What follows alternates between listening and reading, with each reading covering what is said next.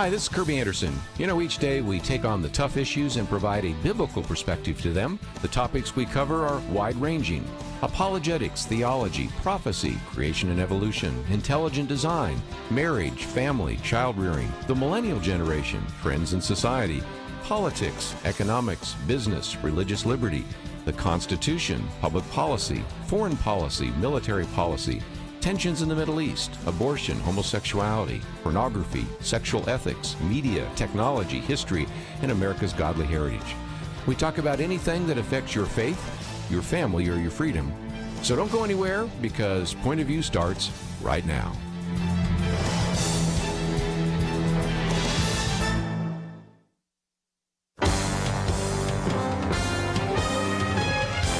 Across America, live. This is Point of View.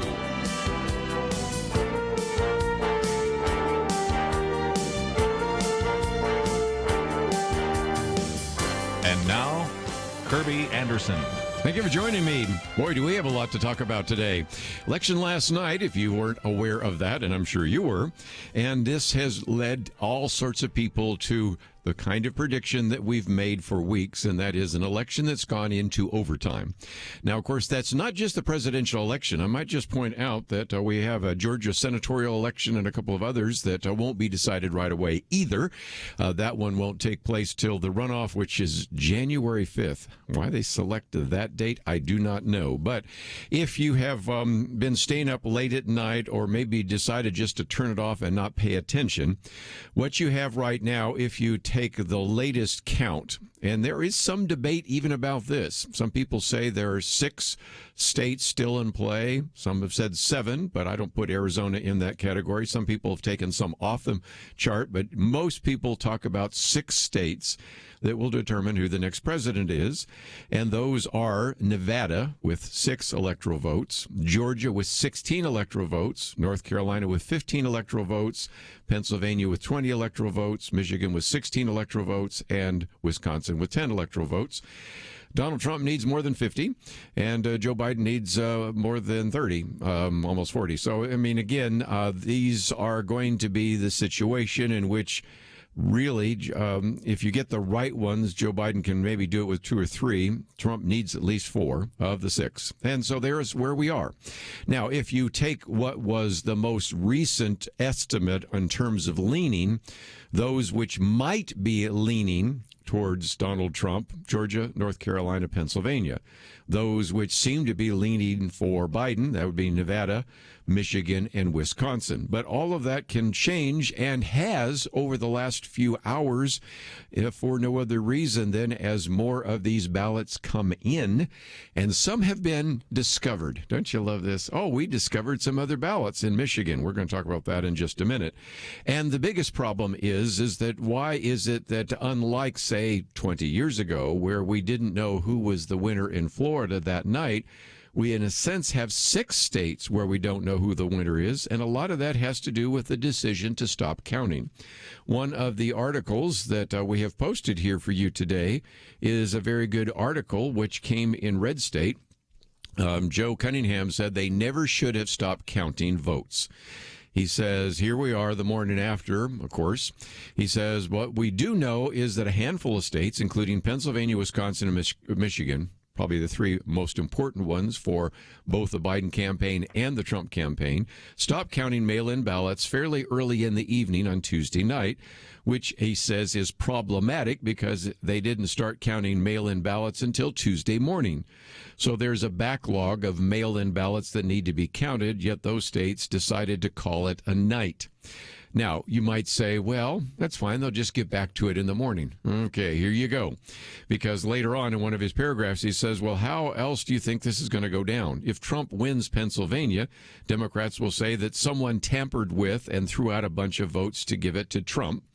If Biden wins the state, Republicans will say someone found a bunch of extra Democratic ballots and magically stole the race. So there you go. It just increases the possibility that somebody is going to claim fraud. We do have some evidence coming in already, but before we get to that, let's look and take the high road. One of the individuals I've quoted a couple of times this week, and I have a commentary coming out next week about him, is a man by the name of Glenn Greenwald. Now, Glenn Greenwald is an individual who is a progressive. He really kind of made his name for really doing some great investigative studies on the surveillance state. Very critical of George W. Bush after 9/11 and all the rest. So he would call himself a liberal progressive. But nevertheless, it's kind of interesting because though he's a liberal and though he established what was called the Intercept, which was an attempt to try to protect news organizations, news outlets from what he felt was corporate pressure, because sometimes there's pressure on them. We don't want to, rattle the cages too much of the military-industrial complex. We don't want to get, on the wrong side of the Bush administration or even later the Obama administration, whatever. And so he started those and now has left an organization he started in part because they wouldn't let him publish a story about the corruption in the Biden family, because they didn't want Joe Biden to lose. And so it has been interesting to watch him, because he was on Tucker Carlson the other night, and he sounded like a conservative. And I'm reading this, and he sounds like a conservative again. And I think the point is something we've talked about before with Dennis Prager. If you're a liberal, you always think that the conservatives are your enemy. And then over time, you begin to recognize, no, if anything, it's the left that's your enemy. If you really believe in free speech, well, conservatives believe in that. Liberals and conservatives do. Whether it's Alan Dershowitz or whether it's Jonathan Haidt or, in this case, Glenn Greenwald, I mean, we all agree on some of the same things. But anyway, just to give him credit, his piece that came out from his own website now, because he can't put some of these things in the Intercept, is this: the inability to count votes is a national disgrace and dangerous. He says the richest and most powerful country on earth, whether due to ineptitude, choice, or some combination of both, has no ability to perform the simple task of counting votes in a minimally efficient or confidence-inspiring manner.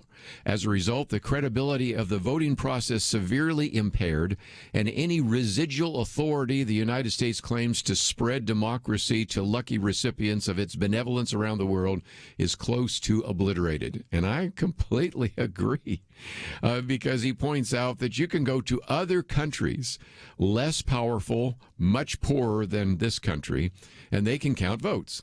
And some states are not expected to finish, as he points out, vote counting until the end of the week or beyond. And I've said before, this is a crisis. This is a national disgrace. Glenn, I agree with you. He then gives all sorts of examples about somebody, when they went to bed, said that Georgia was trending towards Trump, gave him probably an 80% chance that Trump was going to win Georgia. Then now it's trending towards Biden.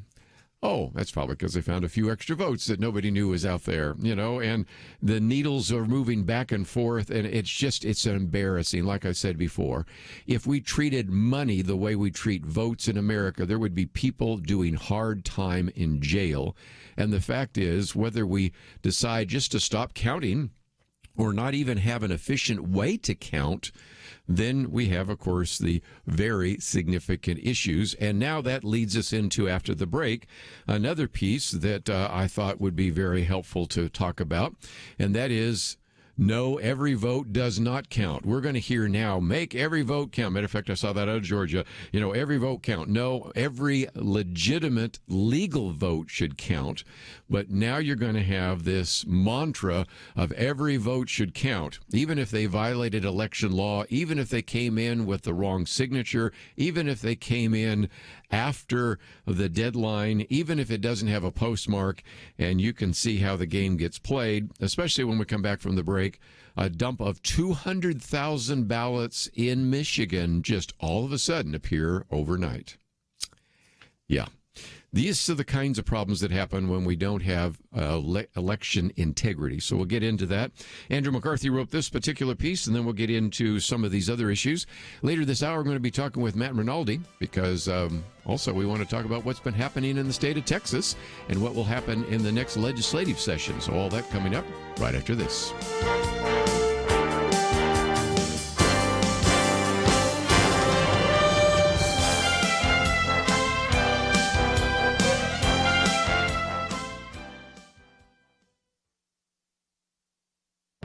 This is Viewpoints with Kerby Anderson.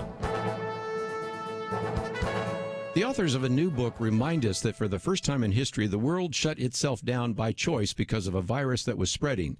We did not understand the nature and danger of the coronavirus, but we understand much more now. I had Dr. Jay Richards on my radio program to talk about the book, The Price of Panic, written by him and two other authors. The subtitle of the book expresses some of their concerns, how the tyranny of experts turned a pandemic into a catastrophe. They illustrate with lots of facts, figures, and graphs the reality that the human cost of the emergency response to the pandemic far outweighs the benefits. They recognize that other books will be written in the future about the response to the virus, but they wanted to publish these results now because there's another push to close down the economy. In previous commentaries, I've documented some of the economic, educational, emotional, and medical cost of the lockdowns that took place. The book even goes into more detail to talk about the total cost in dollars, lives, and livelihoods, as well as the ongoing problems with emotional and medical issues. One of the biggest surprises for the authors was how ineffective the lockdowns actually were. They assumed that the lockdowns would do what they were predicted to do, but would still have to count the other negative costs. But if you look at the charts in the book, you will discover the lockdowns weren't very effective. In Chapter 9, with the title, Did the Lockdowns Work?, are a number of graphs for a dozen states showing when the lockdown was implemented and what happened more than a week later to the number of reported cases. The impact was much less than we were led to believe. Our elected leaders and our newly elected leaders need to read this book before they make any decisions about another lockdown. I'm Kerby Anderson, and that's my point of view. For a free copy of the booklet, A Biblical View on Pornography, go to viewpoints.info/pornography. That's viewpoints.info/pornography.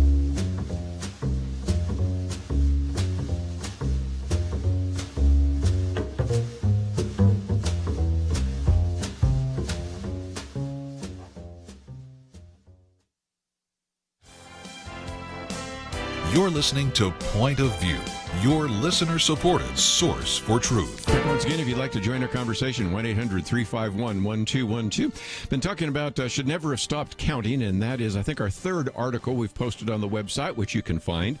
But another one that I didn't post, but certainly you can find it very easily, by Andrew McCarthy, individual that, of course, has worked in the legal system for many years, one of the prosecutors of the original attack on the World Trade Center, a fellow now with the National Review Institute and a number of others, and of course has written a number of different books, but he has this very good piece, No, Every Vote Does Not Count, because he recognizes that we're going to get into this semantic battle, and if we aren't thinking clearly about this, it's going to do great harm, because he makes the case that the distinction needs to be made clearly.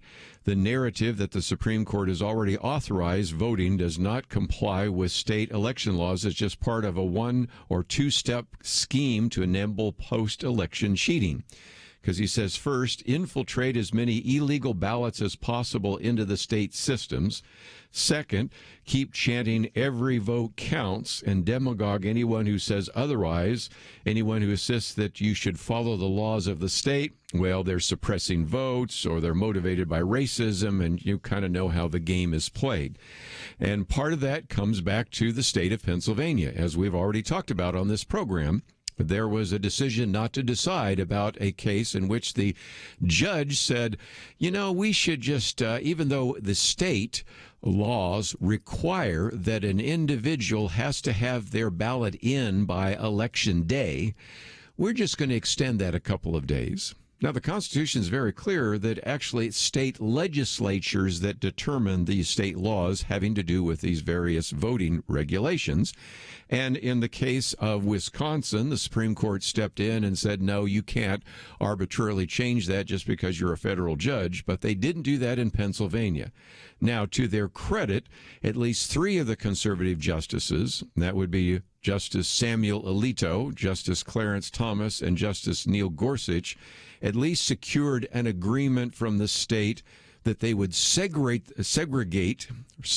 out, whatever phrase you want to use, segregate the ballots that came during that 3-day extension, if for no other reason than to see whether or not there was a question about that later on. Because as we have pointed out before, it is at least theoretically possible that today somebody could find some old Pennsylvania ballots that were sent out because they were mailed out to all sorts of individuals, maybe find them in the garbage can, find them just dumped where mail was delivered, fill all those out, put those in the mail, and as long as they arrive by Friday, those would be counted, even though they voted after the fact and maybe even put in false names, whatever, signatures, all the rest, because after all, we shouldn't actually check to see whether it has a postmark of November 3rd, and we certainly shouldn't check to see whether or not the signature there matches another one, because after all, we have to count all votes. See how the game's played? Now, you might say, that's a really cynical view that you have there. Well, that is true. I'll be the first to admit that. We're going to talk about some of that tomorrow here on Point of View, because we've had individuals that have written books on the subject of voter fraud. And the first one I remember years ago was John Fund, and I read through that and I thought, wow, there's just a lot of stuff here I'd never heard before, because he dug it out. And then, of course, he wrote another book, not only on that very important subject, but we also have him and Hans von Spakovsky writing that book as well. And then we have Eric Eggers tomorrow on, and he's written about that. And what's so striking is how many of those examples have happened in recent memory. I mean, we're not going back to, say, 1948 with so-called landslide Lyndon, where you had votes that just spontaneously surfaced from some precincts where everybody voted in perfect alphabetical order, you know, or all the way back to Tammany Hall. We're talking about recent examples, not the least of which, how many times on this program, but we talked about the 500,000, more than 500,000 ballots that were thrown out during the Democratic primaries because they did not fulfill one of the requirements in terms of signatures or names or whatever it might be that were there. And so we see that those are happening all the time. And again, you might say, well, still, we should assume that people do the right thing. Well, if you're a Christian and you believe in human sinful nature, you believe in human depravity, you know that that is the case. And what is at stake here is huge. That is the presidency of the United States. Think about it even more so. Joe Biden right now and his family have got to say, we've got to win this election, because if Donald Trump is in office next year, all these corruption charges will be investigated, and this is not going to be good for our family. And so there are all sorts of reasons, apart from the political power, the attempt to move the country in a more leftward direction to cause them to want to do all that they can. So here we go to the Gateway Pundit. This is a story. And again, when you report these, you don't know how to document them because these are just people that are reporting it. But here the headline is Voter Fraud in Michigan, Massive Dump of Over 200,000 Ballots for Biden all of a sudden appear overnight. Now, the way this was actually discovered by individuals is to be tracking the Republican votes and the Democratic votes, and then all of a sudden this huge jump when these came from these particular counties. And this was done in large part by somebody who was on the internet kind of checking that and looking at this. And of course, I just mentioned a minute ago from Glenn Greenwald, an individual that was talking about when, you know, some people went to bed, Georgia was trending very easily for Donald Trump, and I would assume that Donald Trump would win Georgia. And then all of a sudden we wake up in the morning and boom, it's trending towards Biden. Well, what happened, you know, in those few hours? Maybe it's all legitimate, maybe it's not. But the bottom line is these are the kinds of questions that are certainly going to surface when we don't have the kind of voter integrity we always talk about. So, one of the other articles we've posted here is something I will get back to a little bit later, probably in the national hour, but it came from the editors of the Wall Street Journal. So much for the election landslide. A surge of unexpected votes for Donald Trump has confounded the forecasters. Again, whether it's enough to carry him to victory in the Electoral College as it did in 2016 was uncertain at this publication's date, Wednesday morning. But making the 2020 race close and perhaps going into overtime, Mr. Trump has pulled off a second huge political surprise. And then they say at least a few pollsters might be looking for a new line of work. No, I would add to that, they should be looking for a line of work. Even last night, you had people like Tucker Carlson at one point saying, you know, these people are making us look terrible. We're in the media, and they've been wrong so often. Let's take it out of politics for just a minute. Imagine if you had, a weather forecaster who continually said it's going to be a sunny day and it rained, said that this is only going to be a light rain and a tornado comes through. At this point, you go, I'm not sure he should stay in that line of work. And don't you know there would be other meteorologists, other weather forecasters who would say, we've got to get this guy off the air. We've got to get this guy out of the National Weather Bureau service or whatever, because he's just making all of us look bad. And this is the case because, again, the argument that was made is that this election would be over. Matter of fact, let me quote from this one right here. What have we learned so far? This one came out. Democratic veteran James Carville, speaking for many in the chattering class, has confidently predicted earlier in the week that a Biden victory would be obvious by at least 10 o'clock on Tuesday night. That didn't happen. Nate Silvers, Matt Drudge, all sorts of other people told us that Biden enjoyed a 90% chance of winning. Oh, I gave you one yesterday that said it was a 96% chance, that Trump only had a 4% chance of winning. Once again, the soothsayers, it said, have found themselves to be unreliable. And as he points out on this particular piece here, George Neumeier, that the so-called hidden Trump vote is, if nothing else, he says, a rebuke to the ruling class and its ambitions to control the minds of American people. Pollster Frank Luntz has even said that his industry will collapse if Biden loses. But even if indeed he wins just barely, and a squeaker for Biden still does not exonerate them.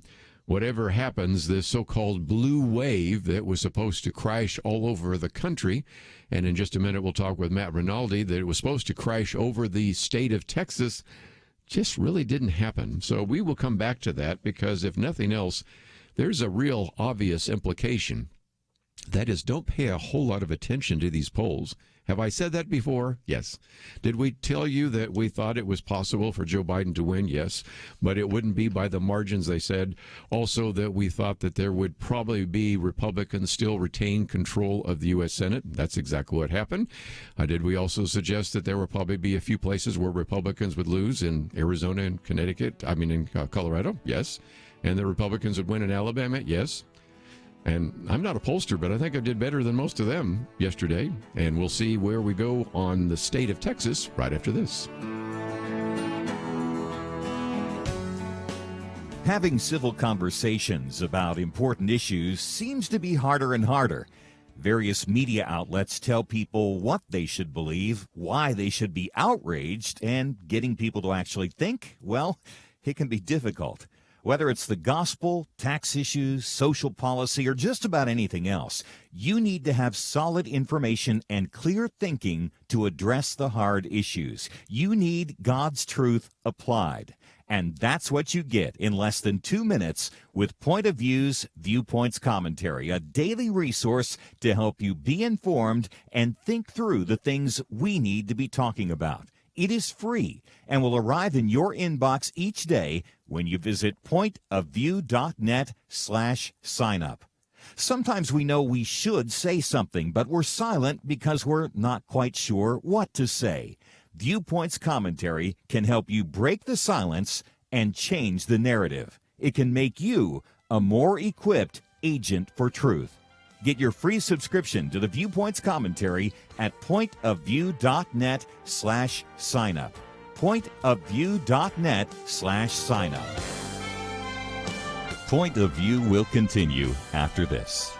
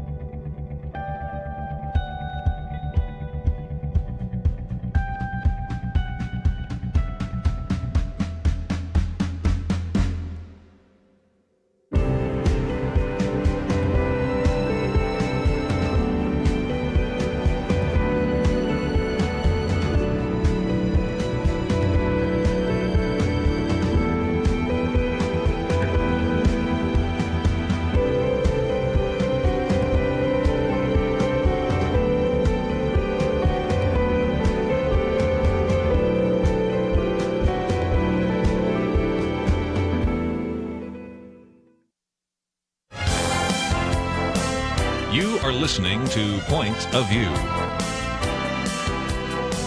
The opinions expressed on Point of View do not necessarily reflect the views of the management or staff of this station. And now, here again is Kerby Anderson. As program note, let me just mention the next hour we're going to be talking with our good friend Gary Bauer. We'll also be talking with Jim Denison. So a lot of topics that we will certainly get into in the national hour. But during this hour, there are so many of you that live in the state of Texas that listen to the broadcast. So we always like to cover that. And certainly last night you saw that John Cornyn retained his seat in the U.S. Senate. Most of these individuals that we've interviewed in the past, whether it's Van Taylor, Louis Gohmert, whatever, they've all won in in their congressional races. Chip Roy really was challenged by Wendy Davis, but won that particular seat as well. Kind of a fun fact I saw here in South Texas, Zapata County hasn't voted Republican in a century. Well, it went for Donald Trump last night. But most importantly, we want to look at the Texas House and the Texas Senate for a couple of reasons. First of all, reapportionment, and then especially when we look at the Texas House, one of the articles I've posted by my next guest deals with the Speaker of the House. You have at least one individual in the Texas Senate who's a Republican that lost. That would be Pete Flores, and at the moment, maybe one in the House, Sarah Davis. But by and large, Republicans still retain control of the House and the Senate, and that's going to be important as we talk about what happens when the legislature meets in January. Matt Rinaldi has been with us many times before. He served in the Texas legislature from 2015 to 2019, representing Northwest Dallas. He was also the pro-life whip for the Texas Right to Life, and as an individual that's been writing a number of articles, and we've posted one of these on the forgotten House Speaker race. So, Matt, thank you for joining us today here on Point of View. Thank you for having me. I appreciate it. Before we get to the Speaker's race, let's talk about something else that affects both of the houses, the House and the Senate, and that is reapportionment, because now we have the census. There is going to be the redrawing of the districts because we'll have another member of Congress, but also because they move things around. And so that's going to be very important. And so having, in this case, Republicans in the control of the House and the Senate is important to try to draw those districts. And we have in the past even talked a little bit about that, but that's one of those very important functions that will take place when the legislature meets in January, isn't it? Yes, absolutely. The Texas House prior to the election was in question. I mean, Democrats thought they had a real chance, and I know a lot of Republicans thought Democrats had a real chance too. But the election results came out much better than I think anybody expected for Republicans. Like you had said, we lost one seat in Sarah Davis, who, by the way, was a Republican who voted with Democrats on big issues more than Republicans. Mm-hmm. And we picked up a seat in Mike Schofield, who is a great member of the House. Yes, and right. a I great forgot about pro-life that. rep. So we kept our 8-seat advantage in the House and are going to go into redistricting with that advantage. And so those are important. Yeah, I forgot to mention Mike Schofield, again, defeated an incumbent Democrat there in Houston. And so that is certainly the case, and that will be something that has caused all sorts of controversy. We, a while back, were talking about the hack that in one case when they were doing reapportionment, you had some members of the Texas Senate that decided to first go to Oklahoma, and then I think they went to New Mexico, and then later when they were dealing with it in the House, some of the Democratic members went to Oklahoma again.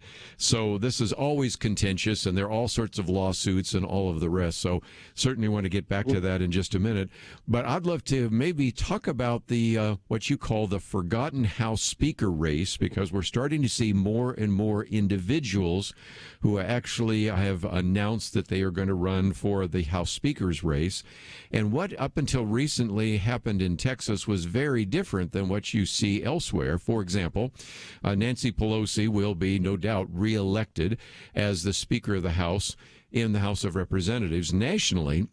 But what happens is the Democratic caucus will get together and they will vote her in, or if there were somebody else to challenge, they would solve that and then take it out to the floor.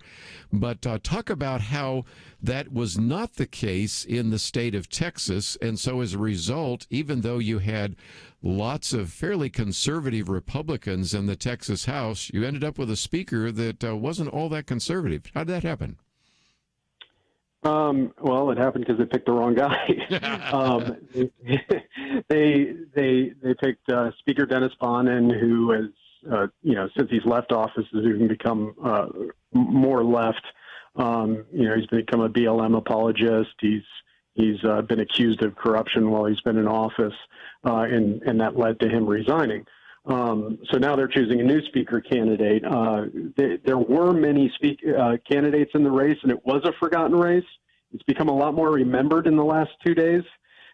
And on Sunday, there was a meeting by many members to try to pick a presumptive speaker.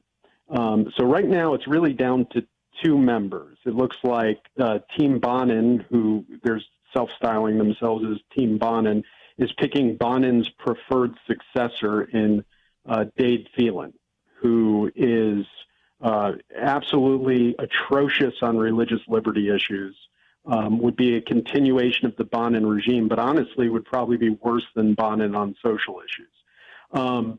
The other team that styles themselves Team Texas is basically the Strauss leadership team. And strangely enough, the Strauss leadership team had picked somebody in Trent Ashby who is probably more conservative than Team Bonin's preferred pick in Dade Phelan.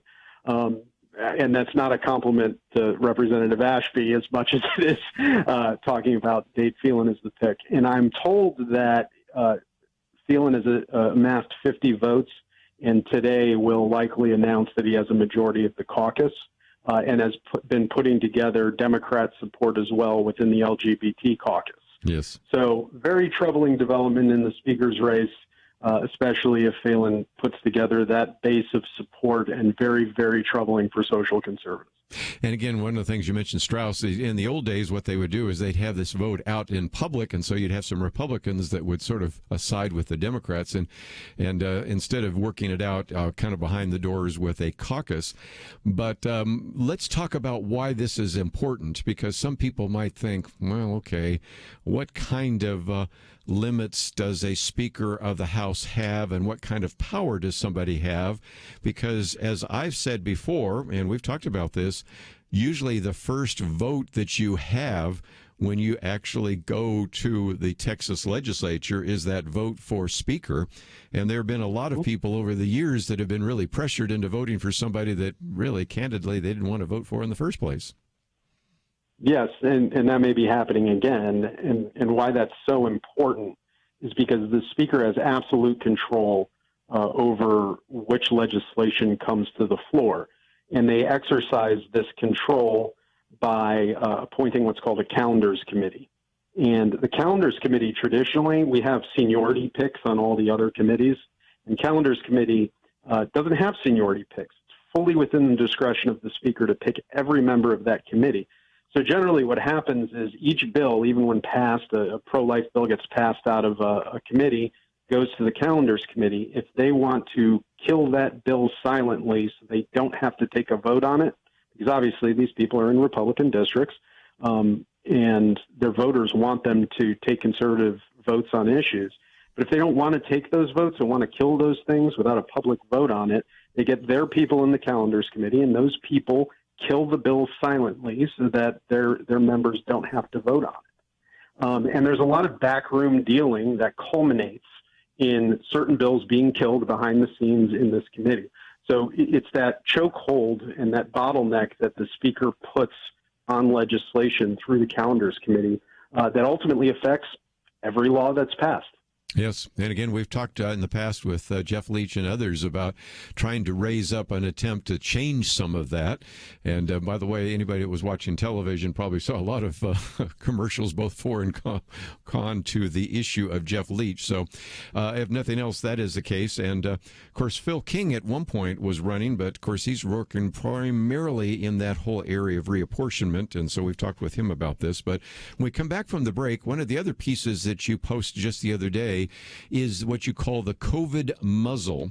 And that kind of gets us into, if nothing else, the fact that we have the governor, Greg Abbott, who I'm not so sure he's going to run for re-election. He certainly wouldn't have been very popular if we had all of the grassroots individuals showing up at the Texas Republican Convention. And because of that, you have written about this, and we've talked about this before with Jay Richards in their new book that dealt with such things as lockdown and mask. And so since you've written about that and studied it, I wanted to get that topic on the table, because who would have guessed this time last year that the topic of masks and lockdowns and other things would have been not only important in the national election, but I suspect will also be important in the statewide elections as well. So let's take a break. And when we come back, Matt Rinaldi with us for a little bit longer. If you find yourself saying, well, I'd like to read some of the things he's posting, we have posted his article there on the Texas scorecard on Speaker of the House, and you can find that and other articles by him, including the one we'll talk about after the break on the whole issue of mask lockdowns and kind of the future of the state of Texas. So let's take a break. We'll hear more from him right after this.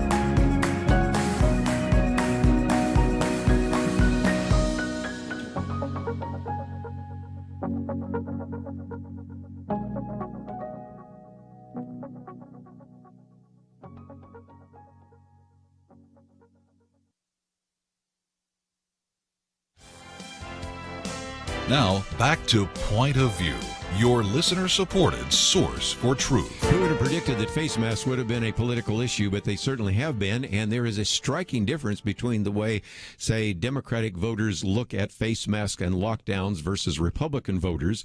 But Matt Rinaldi with us, and you opened by actually doing a comparison of two big state Republican governors. One of those would be Greg Abbott, who is, of course, the governor of the state of Texas, who imposed a statewide mask mandate and even had fines. And, of course, one individual that decided to run for the Texas Senate even made a big deal about that because she had a hair salon. And then on the other hand, you contrast that to the Florida governor, Ron DeSantis, who did not only decline to enact a statewide mandate, but even preempted a couple of cases in which you had some of the cities that had mask ordinances. If Joe Biden is indeed the next president of the United States, I think you're going to have a push from the federal government to have such a mandatory mask mandate. But whether he is the president or Donald Trump is reelected, what you have right now are the difference between two different governors, one in Texas and one in Florida, and I suspect that might have an impact in the next election. What are your thoughts? Oh, I absolutely think it will. You know, masks right now, I know a lot of people who are in the middle and are concerned about COVID, but are also concerned about lockdowns, are saying, you know, what's the big deal about, you know, just putting on a mask? It's not a big deal, even if it doesn't work. And studies have shown it has absolutely no effect on the spread of COVID. What's the big deal? Well, it is a big deal. I mean, as human beings, we interact with one another. We're social beings. Masks are not normal. They reduce empathy for others. They dehumanize people. But more important is the governmental function, as I wrote about in the article. They're mandated propaganda. You are quite literally mandated to display fear on your face in public, and that has an effect. Because think about the average person who is scared of COVID, has stayed inside, is subjected to daily media reports showing anecdotal panic porn designed to get them fearful. Well, when they go on social media platforms are quite literally banning any expression that COVID may be something that's manageable. I mean, they literally ban articles that don't instill panic. And then when those people leave the house, they see people quite literally displaying fear on their faces. Any expression that you are not living in fear is quite literally banned in the state of Texas. And that has an effect. That has an effect on public opinion on COVID. It has an effect on lockdowns and encourages more lockdowns. It's a necessary prerequisite to it even. So that's why the mask issue is very important. I think people decide how afraid they're going to be by seeing how the people around them are reacting. And it's having an effect on policy throughout Texas, I think. One of the things that you point out, and I'd forgotten about this, but we did talk about this on Point of View a while back, that people oftentimes don't have the right statistics in their head, because there was a survey, as you point out, that was done of Americans that believed, and this is back in July, that more than 9% of the country had died of COVID. Okay, 9%. If I do my math right, and I went to a government school, so sometimes you have to be wondering about this, but I think that makes deaths of 33 million people. Of course, we've seen some times where the future president of the United States, possibly Joe Biden, has even suggested that 200 million people are dying. But nevertheless, these numbers are so far off. No wonder people are scared. If indeed in their head they think that almost 10% of the American population has died, you really can understand why there's just an incredible amount of fear on the part of some individuals.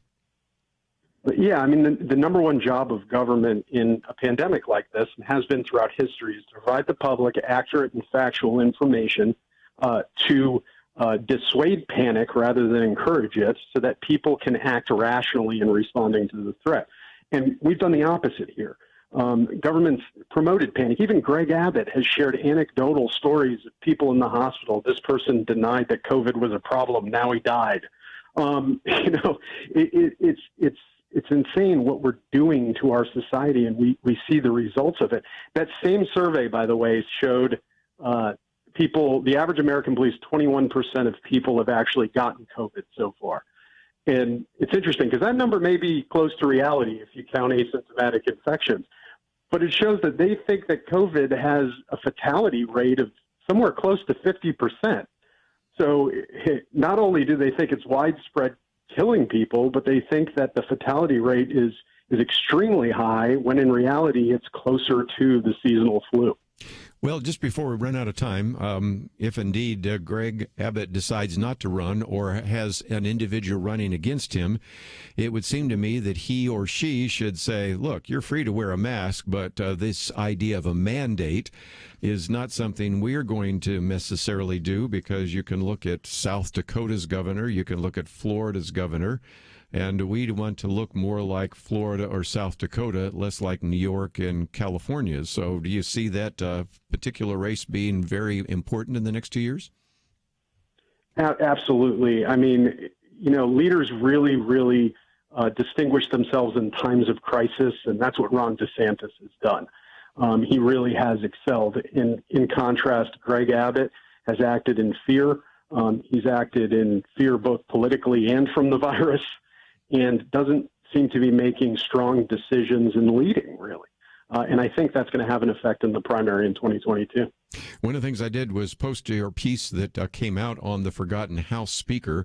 But if people want to see some of your other articles, or they'd like to communicate with you, there's some great information there as well, so that they can take some time to interact with you. And if nothing else, we're sorry that you're not in the legislature, but I think in some respects you've had an even greater impact as you've been writing some of these columns. So I appreciate you taking some time to join us today here on Point of View. Thank you for having me. I appreciate it. Matt Rinaldi with us. And again, if you find yourself saying, okay, I want to read this for myself, he's got a lot of facts and figures here, and obviously we can't cover all of it in the short time we have together. I thought I would make that available to you. A lot of that's on Texas Scorecard. You can find it right there. You can, of course, subscribe to that and get some of that material. And of course, you will find some of his facts and figures and statistics, as well as a variety of other aspects of that as well. We in the state of Texas have certainly got a lot of things that will have to be covered in the next legislative session. So that is something that will be, I think, a great challenge for those individuals who were reelected. And most of the individuals we've had on this program, whether it's a Candy Noble, whether it's Jeff Leach, whether it's Matt Shaheen, all of them were reelected. So they're going to have a real challenge, if nothing else, because now you're going to try to figure out how to balance a budget when you have had a downturn in the economy and people actually using a lot less of fossil fuels, which those actually do help fund the state of Texas. So we'll talk about some of that perhaps in the future. When we come back from the break, I want to get into, again, for our national audience, a look at the 6 states which are going to be key to either the re-election of Donald Trump or the election of Joe Biden. And we'll talk about that, some of the issues about the vote, the count, the just incredible miscalculation of the fact that, indeed, you have the possibility that Donald Trump would be reelected when, as I shared yesterday in The Economist, they gave him at best a 4% chance of winning in the Electoral College and only a 1% chance of winning the popular vote. So when you look at some of those numbers, it's time for maybe some of these pollsters to consider doing something else, because they have misrepresented this and, quite frankly, may have depressed the vote. If you already were convinced that Joe Biden was going to win and you were going to vote for Donald Trump, maybe you didn't vote. And so in some respects, the polls might have actually been used to skew votes towards Joe Biden. And that's even more concerning than anything else we can talk about. Let's take a break. We got a lot more to cover right after this. Sometimes I think about seeds. You ever stop to consider that some seeds become entire trees and some trees grow up and produce fruit? Other seeds become flowers or vines that bring us vegetables or berries. And some trees don't have fruit, but they're just pretty, especially in some parts of the country when it comes to the fall colors. Yes, sometimes my mind goes off like that. And I also think about such things when it comes to the seeds that so many have planted in the quest to impact our nation through Point of View Radio. You may think that your gift is a small thing, but like a seed, it can grow to have an impact beyond your imagination. If you want to see beauty again in America, consider planting a seed today and making a difference by joining the Point of View Truth Team. Get the details today, right now, by visiting pointofview.net/team or call us at 1-800-347-5151. Plant a seed for a great future. Cultivate truth. Pointofview.net/team and 800-347-5151. Point of View will continue after this.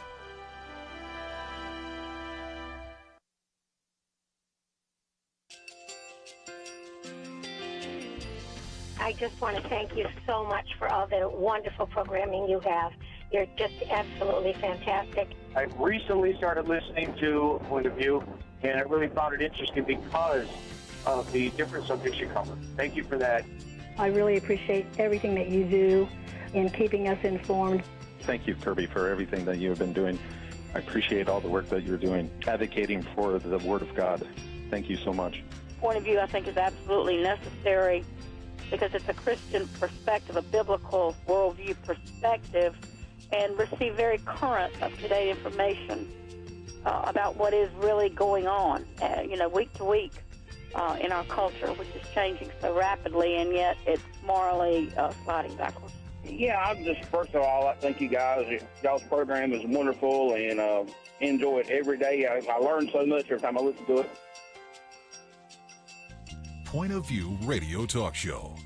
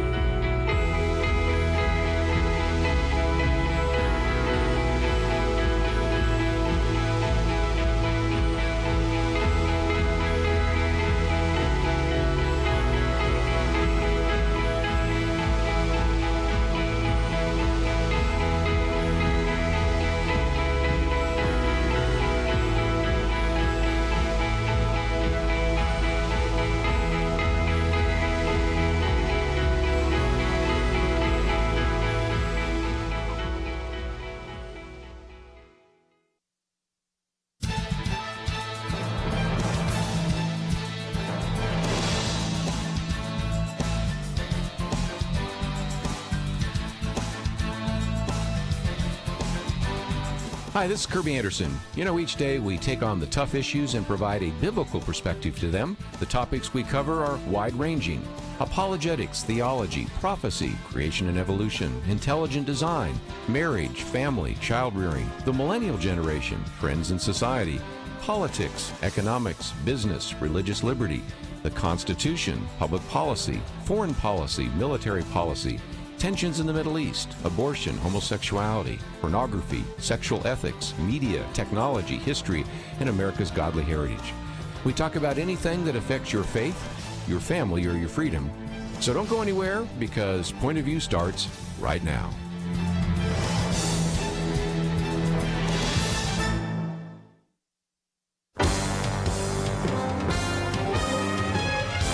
Across America, live. This is Point of View.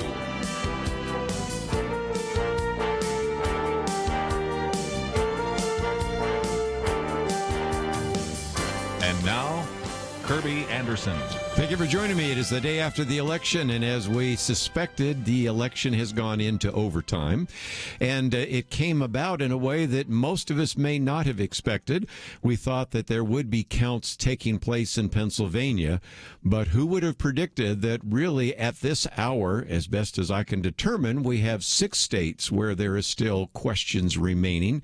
Some of those are pretty obvious in terms of where they're going to go, but you never know, because we've seen some of that change even in the last couple of hours. But those 6 states, if you're not familiar, are Georgia with 16 electoral votes, North Carolina with 15 electoral votes, Pennsylvania, which we thought we would be, of course, waiting on, with 20 electoral votes.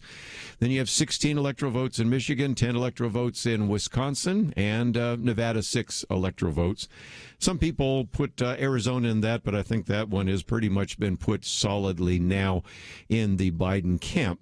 238 electoral votes for Joe Biden, 213 for Donald Trump. Donald Trump needs to get 4 of those states. Joe Biden, depends on which states he gets, could get 2 or 3 and get there. But nevertheless, that's what we find ourselves in. And it relates to one of the articles we've posted that came from our friends at the Wall Street Journal.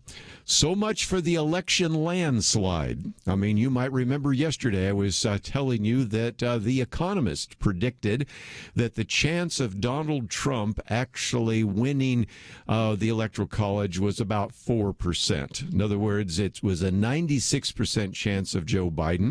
That this blue wave would crash over the country and over various states, and that didn't exactly happen. And, of course, some of the things that we did anticipate in terms of some of the states and also in terms of some of the senatorial elections are starting to play out as well. We'll get to that later. But let me just read from the editors of the Wall Street Journal, because I think they say it best. A surge of unexpected votes for Donald Trump has confounded the forecasters again. Whether it's enough to carry him to victory in the Electoral College, as it did in 2016, was uncertain at the publication Wednesday morning, but by making the 2020 race close and perhaps taking it into overtime, Mr. Trump has pulled off a second huge political surprise. At least a few pollsters, they said, might be looking for a new line of work. Actually, I'll get into that in just a few minutes. Should be looking for a new line of work, which is pretty amazing. And it's going to take a while, because as of last night in Pennsylvania, which was where we thought we would be focusing most of our time and attention, at that time, I think they had tallied up about 76,000 of 350,000 mail ballots. Some of the counties won't even start counting until today. Have started counting today.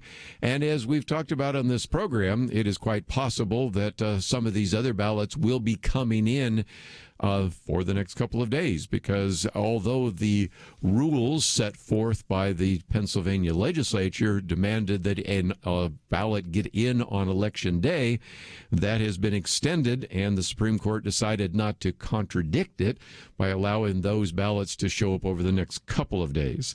So this, of course, gets us into 2 different issues. Number one, the need to have a much better way of tallying these votes, and I'll get to that in just a minute, but also just a very clear repudiation of these polls. we've said this time and time again. Don't trust the polls. In some respects, this, I think, is going to be one of the great lessons that we're going to learn from this election and from the media. As I ended the program yesterday by talking about all the things the media did not cover that could have had an impact on this election, from the economic snapback to some of the corruption issues involving the Hunter Biden and the Biden family overall, and all sorts of other issues that we talked about. But more importantly, even these pollsters that keep telling us that this was already in the bag, and that all we had to do is simply have everybody go vote. Joe Biden will be the next president. Kamala Harris will be the next vice president. This will happen. As a matter of fact, one of these commentators said was predicted by James Carville, a Democratic veteran. This comes from George Neumeier, by predicting that we'd have a Biden victory by about 10 o'clock Eastern time. And, of course, we did not. And then points out in this article that Nate Silvers and Matt Drudge had said that Biden had more than 90% chance of winning. I just cited one yesterday that gave it a 96% chance of winning. By the way, Nate Silvers said that yesterday, after looking at all the data, this is the guru for all the pollsters, right? Probably one of the best of the best. I've read some of his books. I got some of his books on my shelf, so I have very high respect for him. But he actually said yesterday that Trump had, I think he said at the time, 30% chance of winning Florida.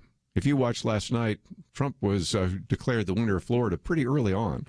So these are individuals that have been off quite a bit. And it gets back to one of the things we've talked about, the so-called shy Trump voter, or in this article here, it calls it the hidden Trump voter, which, if nothing else, he thought might be a rebuke to the ruling class who are trying to control some of the outcomes.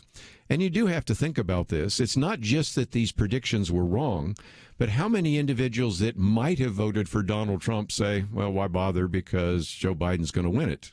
And in some respects, the polls conditioned the outcome in a way that I think would be inappropriate. In this article here, also they quote from pollster Frank Luntz, who said that he thought the polling industry would collapse if Biden loses. And so George Neumeier says, no doubt many members of it are trembling over the prospect, even if there is a squeaker for Joe Biden to win, and it's still the likely possibility that he could. That doesn't, he said, exonerate them. And this was supposed to be such a blue wave, and yet what is so intriguing to George Neumeier is it was probably, in some respects, things like the Hispanic voters that actually made the difference in Florida, and suggesting that if nothing else, this whole identity politics issue, he says, might have backfired a little bit. And if nothing else, how interesting, and maybe even ironic, that a president the Democrats have called racist and homophobic and somebody that African Americans and Hispanic Americans can't support and shouldn't support, nevertheless, may have given him the victory in Florida, and who knows what will happen nationwide. But when we come back from the break, I will get into some of the other issues of this. There's a very good piece by Glenn Greenwald about the U.S. inability to count votes is a national disgrace and dangerous. Also, a piece that surfaced here by Joe Cunningham, they never should have stopped counting votes.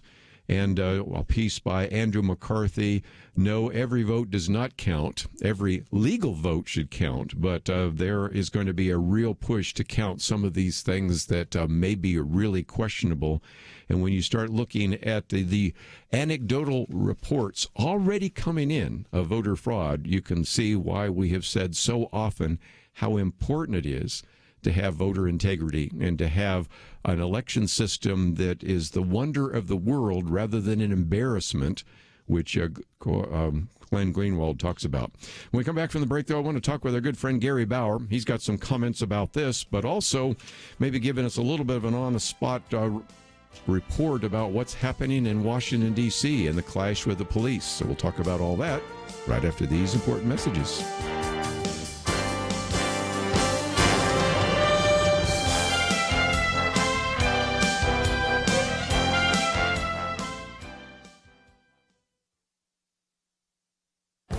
This is Viewpoints with Kerby Anderson.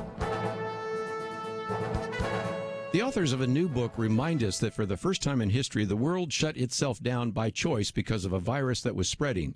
We did not understand the nature and danger of the coronavirus, but we understand much more now. I had Dr. Jay Richards on my radio program to talk about the book, The Price of Panic, written by him and two other authors.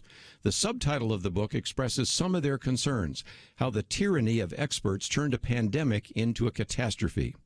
They illustrate with lots of facts, figures, and graphs the reality that the human cost of the emergency response to the pandemic far outweighs the benefits. They recognize that other books will be written in the future about the response to the virus, but they wanted to publish these results now because there's another push to close down the economy. In previous commentaries, I've documented some of the economic, educational, emotional, and medical cost of the lockdowns that took place. The book even goes into more detail to talk about the total cost in dollars, lives, and livelihoods, as well as the ongoing problems with emotional and medical issues.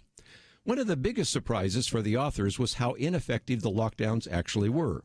They assumed that the lockdowns would do what they were predicted to do, but would still have to count the other negative costs. But if you look at the charts in the book, you will discover the lockdowns weren't very effective. In Chapter 9, with the title, Did the Lockdowns Work?, are a number of graphs for a dozen states showing when the lockdown was implemented and what happened more than a week later to the number of reported cases. The impact was much less than we were led to believe. Our elected leaders and our newly elected leaders need to read this book before they make any decisions about another lockdown. I'm Kerby Anderson, and that's my point of view. For a free copy of the booklet, A Biblical View on Pornography, go to viewpoints.info/pornography. That's viewpoints.info/pornography.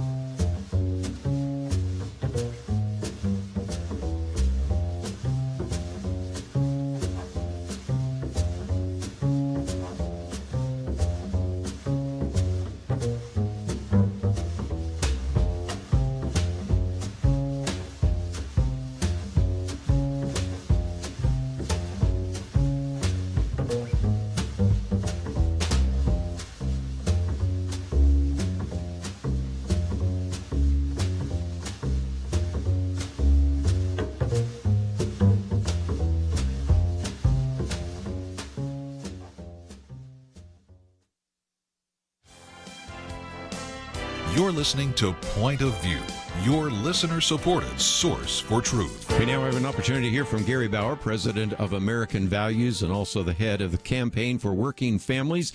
And Gary, in the first segment here, I said so much for the election landslide, which was, of course, the headlines in the Wall Street Journal. And I guess we've all been here before where the predictions don't quite turn out to be quite what they were expected to be. Well, Kerby, it's first of all great to be with you as always. I wish our scenario here was a little bit better. It's not over yet, but obviously we have to have a lot of things sort of change direction over the next 24 hours or whatever. Kerby, the polling industry in America this should be the death knell. It's useless. I think in some cases they are intentionally distorting the polls in order to demoralize us, and it works, and to discourage people from volunteering and from donors to give money. But I think there's something else, too, which is that I don't like to admit this, but there are lots of conservative voters out there who are afraid to say to a stranger on the phone or at the front door that they have our values, that they support Donald Trump, et cetera, because they've seen what can happen. People get fired. They have their houses vandalized. We've seen people getting beaten up. None of those things should be tolerated. Those are all disastrous in a republic. And I think we've got to be a lot more serious in addressing that because the left's propensity to do those things and to even engage in violence, we cannot allow that to continue to intimidate and silence countless people that are on our side. Let's talk about some of the threats towards you, and that is anybody that receives your end-of-day report knows that we have sometimes heard about groups like Shut Down D.C., and what they actually have threatened to do is to actually come against your organization, and even, as I understand, maybe provide a map of where not only your organization is, but your home. And so we've been watching over the last 24 hours some of the confrontation between some of the mobs that already are there in Washington, D.C. and the police. But this is a heightened level of attack that you and I haven't seen ever. Well, that's right. And just let me quickly say I'm okay and I'm not worried. But this Shutdown D.C. group, fairly fanatical, and they put out a map that highlighted a number of conservative groups' locations, as well as the homes of various conservatives. And, when I heard about it, Kerby, I thought to myself, gee, I don't want to be on that list. And then I thought to myself, if I'm not on that list, I'm going to be disappointed because I'm doing everything I can to defeat groups like that. So then I switched to being, I don't want to feel left out. And sure enough, I got a call from an attorney friend who said, hey, I got some bad news. You and Campaign for Working Families are on this list that's been put up online, and they're urging their followers to come get folks like you as soon as the election's over. So we've taken some steps, to make sure that that's not an easy thing to do. But it's a marker, obviously. I mean, we've seen conservatives and supporters of Donald Trump and Mike Pence attacked in schools and their neighborhoods. And as I said before, Kerby, it's just unacceptable.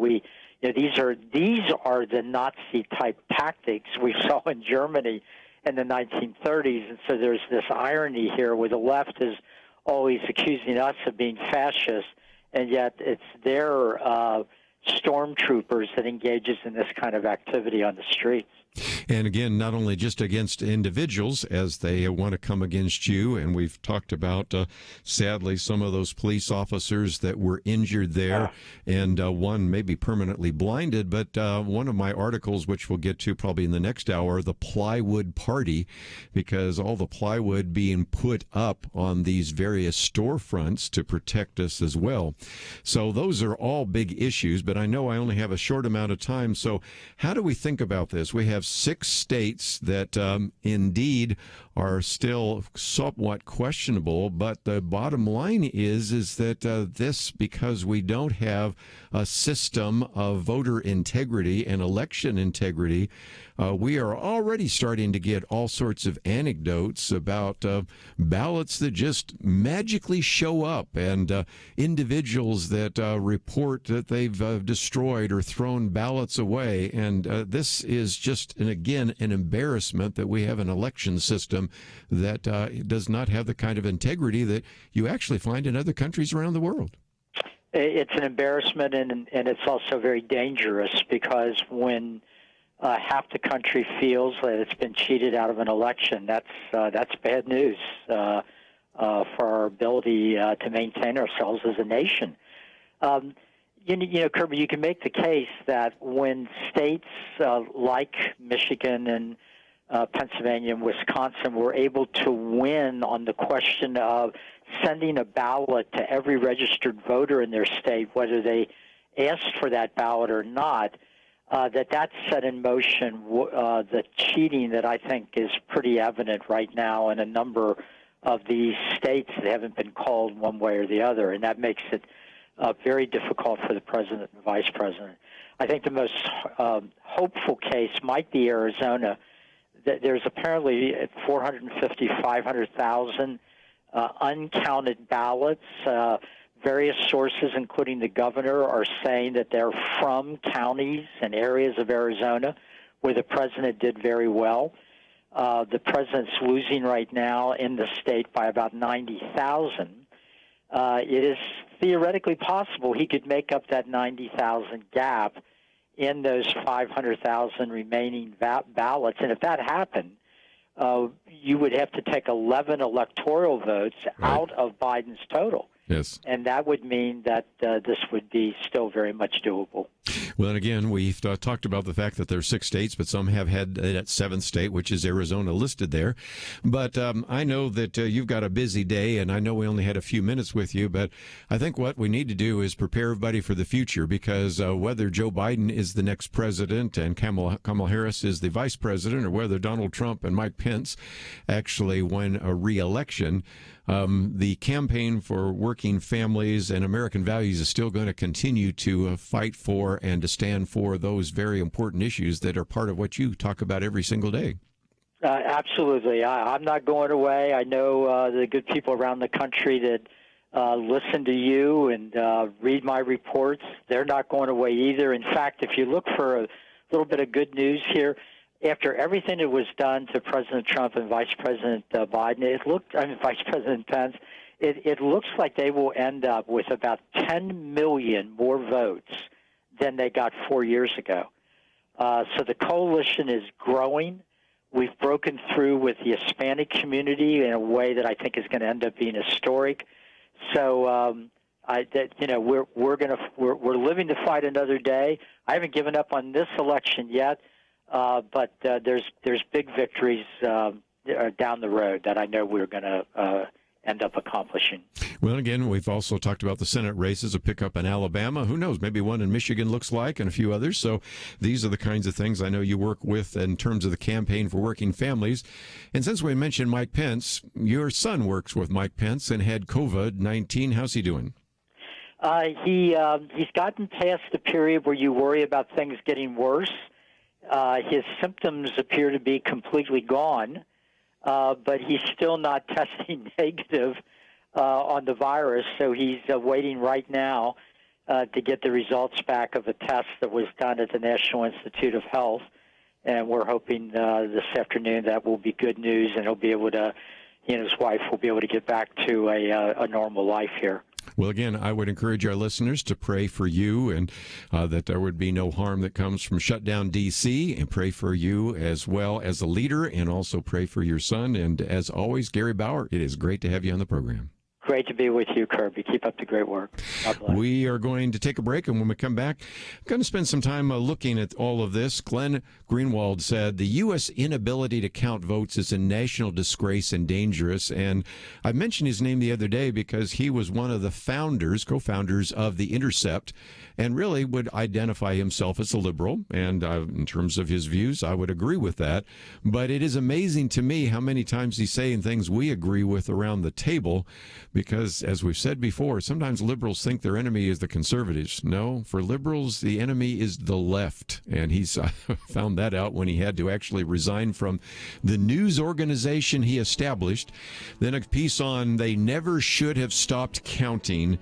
And then I do want to share some of the anecdotes so far of voter fraud, and we are going to talk about some resources in that regard right after this. Having civil conversations about important issues seems to be harder and harder. Various media outlets tell people what they should believe, why they should be outraged, and getting people to actually think, well, it can be difficult. Whether it's the gospel, tax issues, social policy, or just about anything else, you need to have solid information and clear thinking to address the hard issues. You need God's truth applied. And that's what you get in less than 2 minutes with Point of View's Viewpoints Commentary, a daily resource to help you be informed and think through the things we need to be talking about. It is free and will arrive in your inbox each day when you visit pointofview.net/signup. Sometimes we know we should say something, but we're silent because we're not quite sure what to say. Viewpoints Commentary can help you break the silence and change the narrative. It can make you a more equipped agent for truth. Get your free subscription to the Viewpoints Commentary at pointofview.net/signup. Pointofview.net/signup. Point of View will continue after this.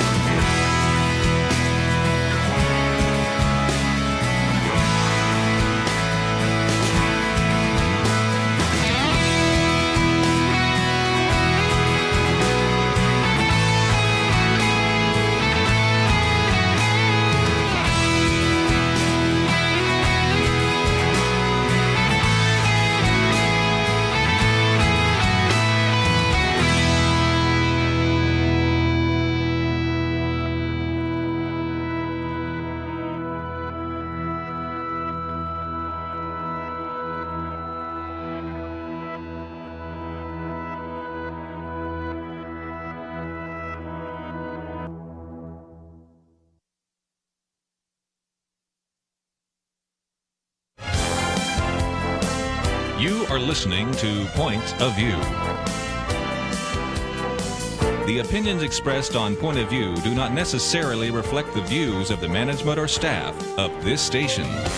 And now, here again is Kerby Anderson. I'd like to join our conversation. That number is 1-800-351-1212. We're kind of in an electoral crisis, and no surprise in some respects. We saw some of this coming, and it may be over in a few days, few weeks. It could even go to the Supreme Court. I'm going to talk about that later because that was one of the big issues of Amy Coney Barrett. And some of the problems have to do with just the inefficiency. So I'll be the first to admit that some of this is just, again, a fact that we certainly have the ability, but apparently not the desire, to do things efficiently and in a way that inspires confidence. And the lack of doing that is maybe partially government incompetence, but it also gets us into the issue of voter fraud. And I'm holding up my booklet on a biblical view on voter fraud, which we made available to many of you a while ago. But some of you, especially now that we find ourselves in an overtime situation in which there are all sorts of allegations coming in just even this morning of voter fraud, maybe you would like to have access to this booklet. So here's what we have done. If you go to our website, pointofview.net, you will see the middle section there that simply says Take Action. It says Voter Fraud Booklet Request.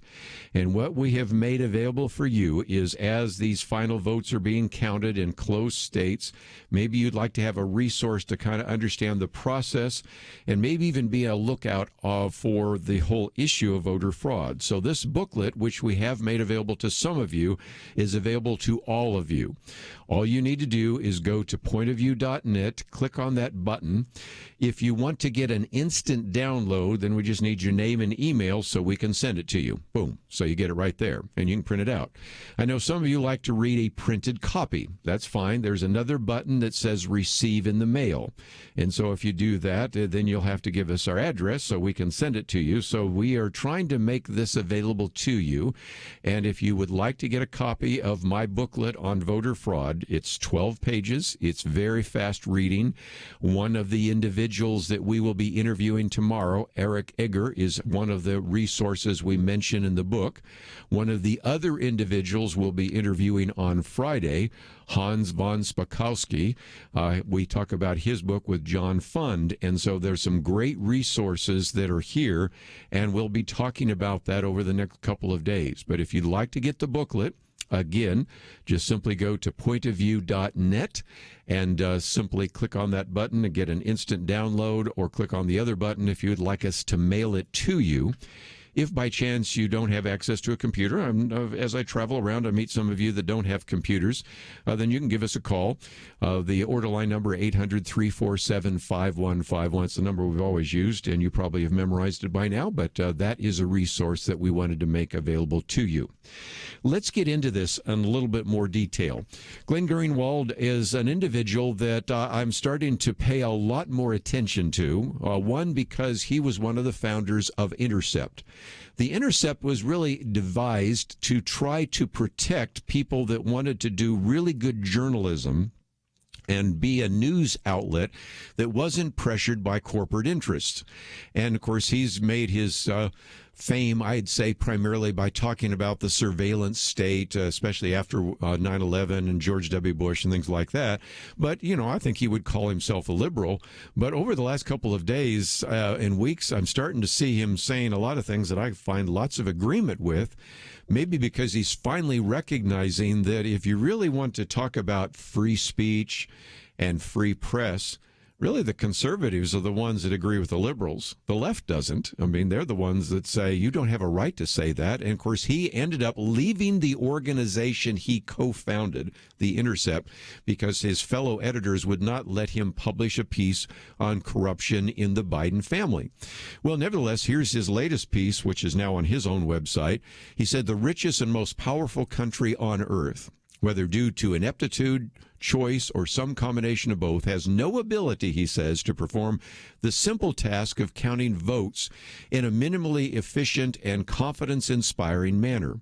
As a result, the credibility of the voting process is severely impaired, and any residual authority the United States claims to spread democracy to lucky recipients and its benevolence around the world is close to obliterated. Because he's talking about how other countries that are less powerful and poorer simply can count the votes. And here, he says, some states, he says, are not expected to finish their vote counting till the end of the week or beyond. And he gives lots of examples, but one of those for our listeners in Georgia and also for our listeners in North Carolina is that, when a lot of people went to bed last night, they showed Trump having a 71% chance of winning the state of North Carolina, 82% of chance of winning Georgia. Then we get up and the needle's completely moved. It's like, okay, what happened? Well, I'm going to talk about some of that in just a minute, but it gets us into, of course, the second article I've posted on our website. And this one comes from Joe Cunningham. They never should have stopped counting votes. He goes on to say that we are still kind of in overtime, and then he says, but we do know that a handful of states, including Pennsylvania, Wisconsin, and Michigan, stopped counting mail-in ballots fairly early in the evening on Tuesday night, which he says is problematic because they didn't start counting mail-in ballots until Tuesday morning. So there's a backlog of mailed-in ballots that need to be counted, yet those states decided to call it a night. He goes through some of the other details, but I think one of his great lines is simply this. If Trump wins Pennsylvania, Democrats will say that someone tampered with and threw out a bunch of votes to give it to Trump. If Biden wins the state, Republicans will say someone found a bunch of extra Democratic ballots and magically stole the election. And that's what happens when you have these kinds of games being played. And, of course, last night you had the speeches, which are the obligatory speeches. Let's give at least some credit to the fact that, first of all, Joe Biden got up there and said, I'm here to tell you tonight that we believe we're on track to win this election. We knew because of the unprecedented early voting, the mail-in vote, it's going to take a while, but we'll be patient. And he was convinced that he would win. And, of course, you can imagine Donald Trump said, I want to thank the American people for their tremendous support. Millions and millions of people voted for us tonight. And a very sad group of people are trying to disenfranchise that group of people. We won't stand for it. And began to say we had a big night, but also began to raise the questions, which I think legitimately are, of how many of these various things are going to be counted. Because one of the lines that Joe Biden used is every ballot is counted. Well, that gets to a very good piece by Andrew McCarthy. He is probably best known as the prosecutor for those who tried to blow up the World Trade Center the first time, now senior fellow at National Review Institute. And his piece is entitled, provocatively, No, Every Vote Does Not Count. Because he says what we need to understand is every valid legal vote should count, but this mantra is now starting to say every vote should count. So it doesn't matter if that vote came from an individual that did not follow the rules, if the signatures don't match with what is already on record, or whether it has a postmark or all sorts of other things. And he said, in some respects, the predicate has already begun. Because he said that the Supreme Court, in a sense, almost allowed that to take place with kind of a two-step scheme. First, he says, infiltrate as many illegal ballots as possible into the state systems. And then second, keep chanting that every vote counts and demagogue anyone who says otherwise. For example, saying, well, we should follow the state law, and just completely say that they are suppressing the votes or they're motivated by racism. And so he does point out that at least when we come to Pennsylvania, which I think made this mistake, which we talked about weeks ago, by allowing a judge to say, even though the law says that you're supposed to have your ballot in on Election Day, we will actually allow any ballot that comes in days later to actually be counted. And, of course, that is something that led at least a few of the judges, Justice Samuel Alito, Justice Clarence Thomas, and Justice Neil Gorsuch, to at least say, can you at least segregate those ballots that came in because of that 3-day extension, because that may be something the Supreme Court might want to look at in the future. And if you haven't seen the anecdotes, they're coming in fast and furious. This one here from the Gateway Pundit: voter fraud in Michigan, massive dump of 200,000 ballots for Biden all of a sudden appear overnight. Some of those magically appear with none of the votes going to Trump. All of them went to Biden, or not even a third-party candidate. Well, what about that? Of course, you got these posts from a poll worker in Pennsylvania saying he tossed out 100 Trump ballots. And another pointing out, which I think is a legitimate question, we actually have more votes in Wisconsin than registered voters. And I have no way to check all of these, and certainly we would hope that some people would. But when you don't have voter integrity, when you don't have ballot integrity, when you begin to change the rules in midstream, then all sorts of things that may or may not be true can be said. And it, of course, illustrates again the just disgusting situation we find ourselves in with the voting system in America that needs to change. We'll be right back.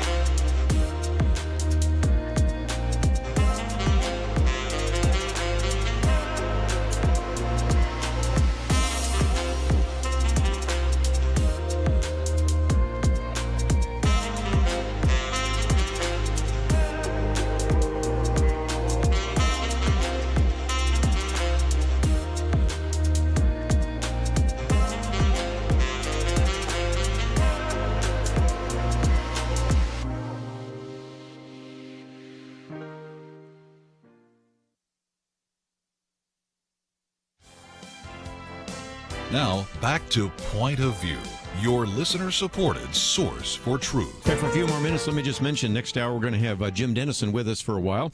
Very good piece that oftentimes comes out from his daily article. And so we're going to talk about the circumstances we find ourselves in, the fact that it looks like another kind of constitutional crisis, and what are the opportunities for Christians to make a difference. So we're certainly looking forward to that. If you go to the website, you're going to find a couple of pieces that we have posted. One on so much for an election land landslide, should never have stopped counting. And one other one I'm just going to mention, but you might want to read in its entirety.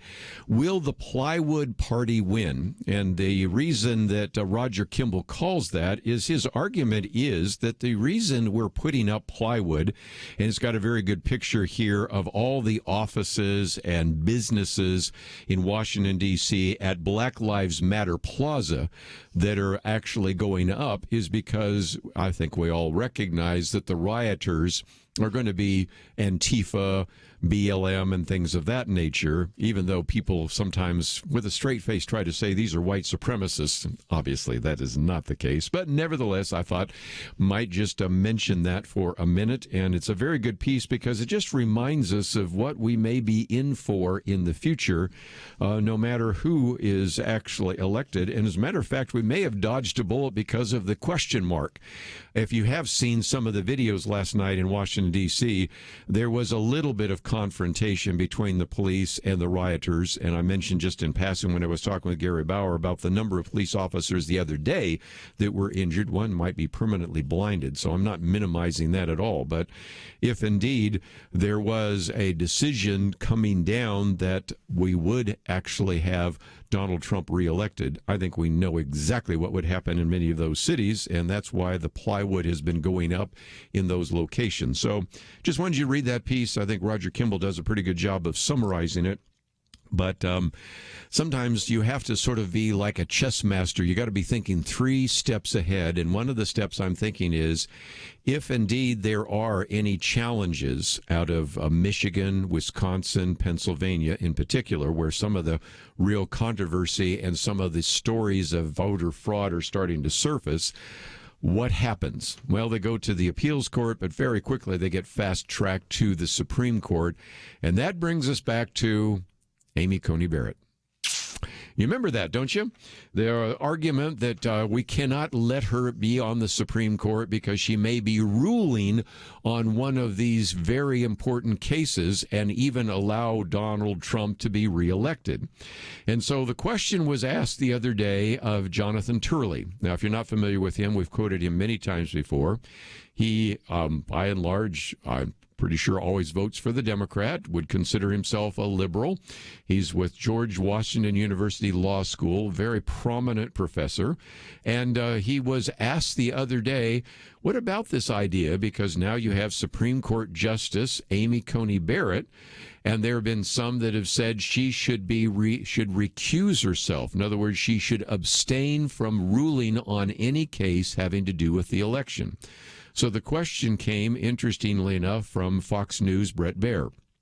Jonathan, so that brings us to the fact that Justice, now Amy Coney Barrett, is in a position in this court, which is now 9, filling the spot of deceased Ruth Bader Ginsburg and Democrats. During the hearing, we heard people say, you have to recuse yourself if an election case comes to the Supreme Court after November 3rd. And he said, I assume we're going to hear more about that. So that was the question, kind of long and convoluted, by Brett Baier. And here's the response from George Washington University law professor Jonathan Turley.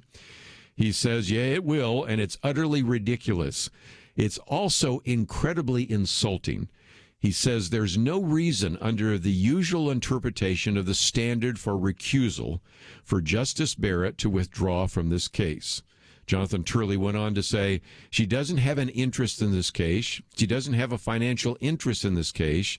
She didn't work on underlying litigation or cases related to any appeal. None of those conditions exist.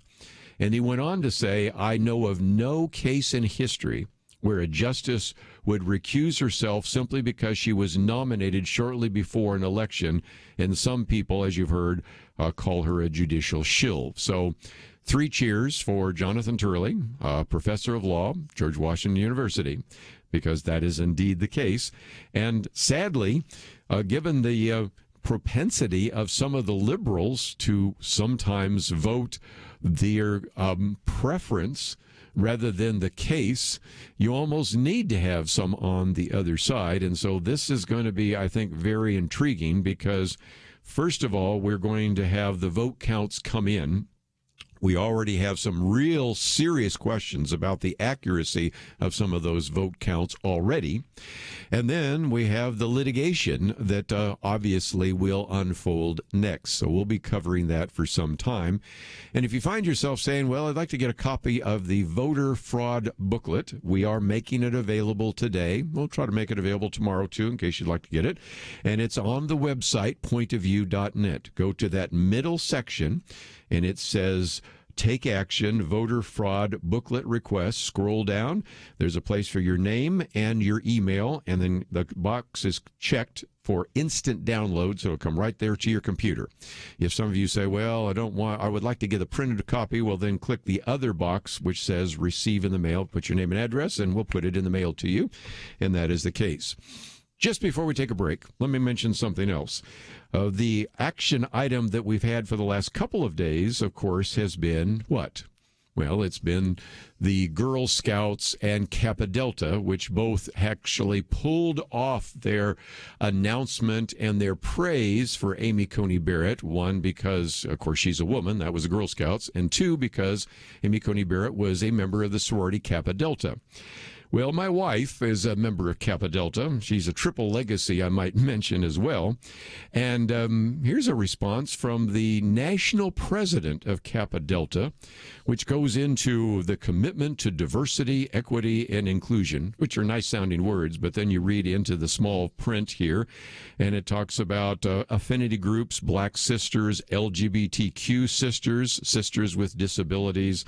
You're getting a fairly significant dose of course, of critical race theory, intersectionality. I don't think the word transgender shows up anywhere there, but just about everything that you can possibly imagine is. And for a sorority, and if you're not familiar, maybe you weren't in the Greek system, but most fraternities, most sororities had some kind of Christian origins. For them to now head down this road and also have to come back and apologize for even saying something positive about Amy Coney Barrett is pretty appalling. And so one of the reasons why until today we have the Take Action item for you to express your opinion to the Girl Scouts and also to those individuals of Kappa Delta. If some of you say, wait a minute, I would like to do that, you've now got your voter fraud booklet, well, then go down to See More Actions, and you will see that the second one listed is still on the Girl Scouts and Kappa Delta. So if you would like to, in one way or another, still take action on that, it only requires you to click on the button that says See More Action Alerts. But as we've mentioned just a minute ago, one of the things we have on the website is for you to get a copy of this voter fraud booklet. And in the next couple of days, if you are listening to Point of View, you're going to hear from Eric Egger. He's one of the people that I will be interviewing tomorrow. His book was entitled Fraud, How the Left Plans to Steal the Next Election. My, didn't that become prophetic? And that's a book published by Regnery. And then, of course, we'll also have Hans von Spakovsky. He and John Funn wrote a book, Who's Counting? How Fraudsters and Bureaucrats Put Your Vote at Risk. And that one came out with Encounter Books a couple of years ago. So we will get into this issue because it's going to be front and center for the next couple of days. If you'd like that booklet, it's available at the website, pointofview.net. All the articles are there as well. And when we come back, we're going to talk with our good friend, Jim Denison. All that coming up right after this. Sometimes I think about seeds. You ever stop to consider that some seeds become entire trees and some trees grow up and produce fruit? Other seeds become flowers or vines that bring us vegetables or berries. And some trees don't have fruit, but they're just pretty, especially in some parts of the country when it comes to the fall colors. Yes, sometimes my mind goes off like that. And I also think about such things when it comes to the seeds that so many have planted in the quest to impact our nation through Point of View Radio. You may think that your gift is a small thing, but like a seed, it can grow to have an impact beyond your imagination. If you want to see beauty again in America, consider planting a seed today and making a difference by joining the Point of View Truth Team. Get the details today, right now, by visiting pointofview.net/team or call us at 1-800-347-5151. Plant a seed for a great future. Cultivate truth. pointofview.net/team and 800-347-5151. Point of View will continue after this.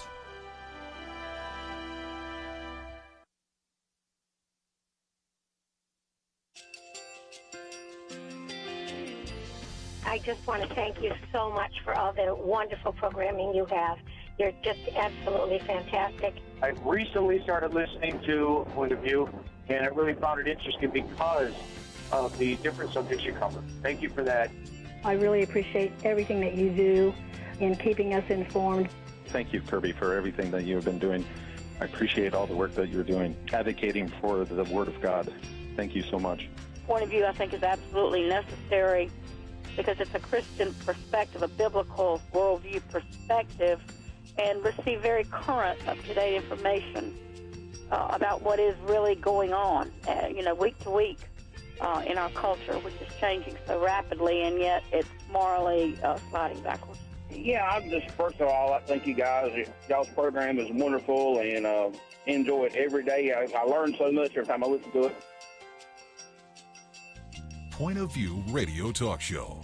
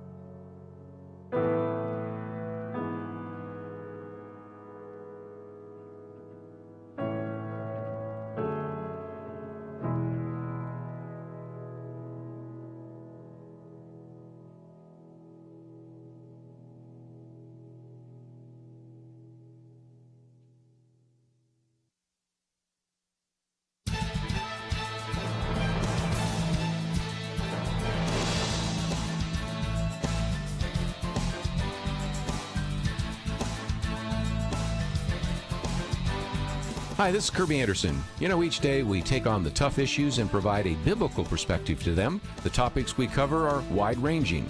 Apologetics, theology, prophecy, creation and evolution, intelligent design, marriage, family, child-rearing, the millennial generation, trends in society, politics, economics, business, religious liberty, the Constitution, public policy, foreign policy, military policy, tensions in the Middle East, abortion, homosexuality, pornography, sexual ethics, media, technology, history, and America's godly heritage. We talk about anything that affects your faith, your family, or your freedom. So don't go anywhere, because Point of View continues right now.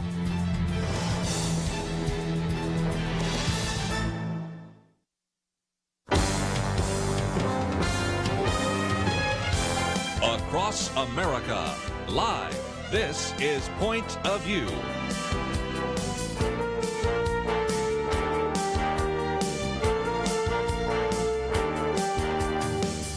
And now, Kerby Anderson. This hour we're going to talk about the crisis that we find ourselves in. Not surprising. We sort of expected that the election would go into overtime, and so we are counting votes right now for the presidency, also for the United States Senate, and see who will control the U.S. Senate, although I think that's getting a little more clear, but we will see how this all plays out. But most importantly, how can we respond redemptively to some of the crisis and the conflict and the division that is there, and how can we preserve the health of our democracy? And that connects up to two very good daily articles. One yesterday by Dr. Jim Denison, the most consequential election in living memory, why the 2020 election has been so divisive and how Christians can respond redemptively. And then the one that came out today, which is the results of the election, how to preserve the health of our democracy, and even looking at Abraham Lincoln on the future of American democracy. So those are some great resources. As always, we encourage you to go to denisonforum.org and subscribe. We also want to point you to some of the very good material that he has written on things ranging from the cancel culture to racism and a variety of other topics, which are there as well. And if you're not familiar, Dr. Jim Denison's been on the program so many times before, but let me mention again, he's the head of Denison Forum and part of the larger organization, Denison Ministries, which we'll talk about in just a minute. Individual that's pastored churches in both Texas and Georgia, has his master's degree as well as his PhD from Southwestern Baptist Theological Seminary, and joins us now by phone. So, Jim Denison, always great to have you on the program. Kerby, so glad to be back on with you again, especially today, my friend. Thanks for the privilege. What a day, and what a night, and what a future, because 6 states, or as we talk with Gary Bauer, he still is holding out hope for Arizona. So if you take that, 7 states where there's still some question marks.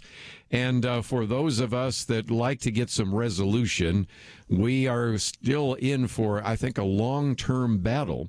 So in some respects, you anticipated the possibility that there would be people still counting these ballots in these battleground states. So as you open the daily article today, you talk about the fact that there are still counting taking place, and we need to learn some patience, don't we?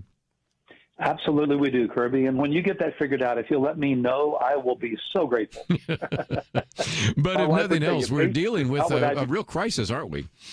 We absolutely are, and absolutely on a level that may be unprecedented for us. I remember the year 2000 when we were dealing with Florida and the hanging chads and all of that. Well, now we're looking at the possibility of litigation with numerous states across the country, each of which could be separate lawsuits, could be separate voter recount issues relative to outcomes not only of the presidency, but also the Senate, as a number of these issues are really in play as well. And so we're looking at some divisiveness over the coming weeks that could be unprecedented, at least in living memory. Well, again, we've had such a calm 2020. Why would we expect anything? I mean, really, when you look back 20 years ago, and I have to explain this because, we do our Millennial Roundtable, and I realize when I look out sometimes when I used to host the Millennial Roundtable, now the millennials run it without me. But the bottom line is that some of them were maybe kids or toddlers when 20 years ago took place. But again, 20 years ago it was Florida, counting hanging chads and all the rest, which eventually made its way to the United States Supreme Court after being on the Florida Supreme Court. But this time we have the potential for maybe not 6 different states having lawsuits, but I'm guaranteeing probably at least 3 in light of some of these anecdotal stories about ballot harvesting or additional ballots showing up or individuals destroying ballots and those kinds of things. So this could go on for quite a long period of time, and if nothing else, I think should drive us to be very good citizens, civil, and certainly pray for those in authority. What are your thoughts? Yeah, absolutely, Kerby. I just a moment ago saw that the Trump campaign has asked for a recount in Wisconsin. It looks like Wisconsin is going to be declared for Biden, and already they're asking for a recount inside that. And then legal issues on both sides. Thousands of lawyers that have already been enlisted on both sides to contest this as it goes forward. So as it descends perhaps into chaos and controversy and divisiveness and all that, that's a tremendous opportunity, isn't it? For us to be peacemakers, for us to be light in the dark, for us to be people who have a higher allegiance, a higher authority. For some people in our country, as we're reading right now, politics are so all-consuming. It's as though there isn't a larger purpose. It's as though this is the only world there is. This is the eternity for which they're living. We have a chance to come along and say, look, there's a bigger agenda here. There's a Lord that is on his throne. He's in his house, whoever's in the White House, and we can keep our eyes on him. One of the things I love about the work that you do is you pull together things I've never seen, and one of those is one of the first speeches ever given by Abraham Lincoln in 1838, in which he talks about the perpetuation of our political institutions, because that's really important to recognize that we're part of a history. We're kind of in a stream of history, and sometimes when we dip into that particular part of the stream or river, we forget that so much has come before us and so much will come after us. But how do we think about some of these issues? Yeah, thank you, Kerby. And so much for us to learn from the past, isn't it? Scripture says that which was given before was given for our instruction. Well, I think that applies to history as well. It was a remarkable statement. It was one of his first major speeches when Abraham Lincoln stated, at what point is the approach of danger to be expected relative to America's political institutions? He said, I answer, if it ever reach us, it must spring up amongst us. It cannot come from abroad. If destruction be our lot, we must ourselves be its author and finisher. As a nation of freemen, we live through all time or die by suicide. Incredible. What a profound statement in 1838, and so relevant to today. And, of course, he is best known for being our president during a civil war. And then you have this great quote, a series of quotes, I should say, from Christianity Today. Bonnie Christim came out, I guess it was October 30th in Christianity Today, and talks about the fact that we have a civil war in our hearts. Talk about that, if you might. Yeah, she's describing the divisiveness of the culture, and she says that if you go back to Matthew 5:21 and 22, in Jesus' statement, that the rejection of love that motivates us to murder someone, Jesus said, is just as real and grave a sin when it leads us to despise her. She makes the point, by that standard, America's been at civil war for some time. And she's exactly right. As you know, Kerby, as you talk about every day in your ministry, we're dealing with issues right now that are deeper and more divisive than maybe ever before. From abortion on the one side to euthanasia on the other, to the redefinition of marriage, to the threats to civil liberty. These are issues of unprecedented significance. And because of that, they outlive elections. They outlive the particular vote casting of a particular season. And they create the kind of divisiveness between one side and the other that is especially dangerous to our future. It's not just that I disagree with the candidate on the other side. I disagree with his followers. Now we're at a place where the one side's calling the other side evil and racist and dangerous to the future of America. And when we're at that place, that's a divisiveness that is especially disconcerting. Let's take a break. When we come back, I want to quote also from George Friedman, because that is such a good piece here about some of the anger that existed in the past. And, of course, even the election of 1800, one of the most contentious ever, but gives us some other quotes of Andrew Jackson and others. And then, is this a strategic opportunity for us as believers? And I think that there is. this. And so, again, if you find yourself saying, well, I want to read this entire article, it's, of course, in the daily article, and it is posted by Dr. Jim Denison. So we'll take a break, and we'll continue our conversation right after this.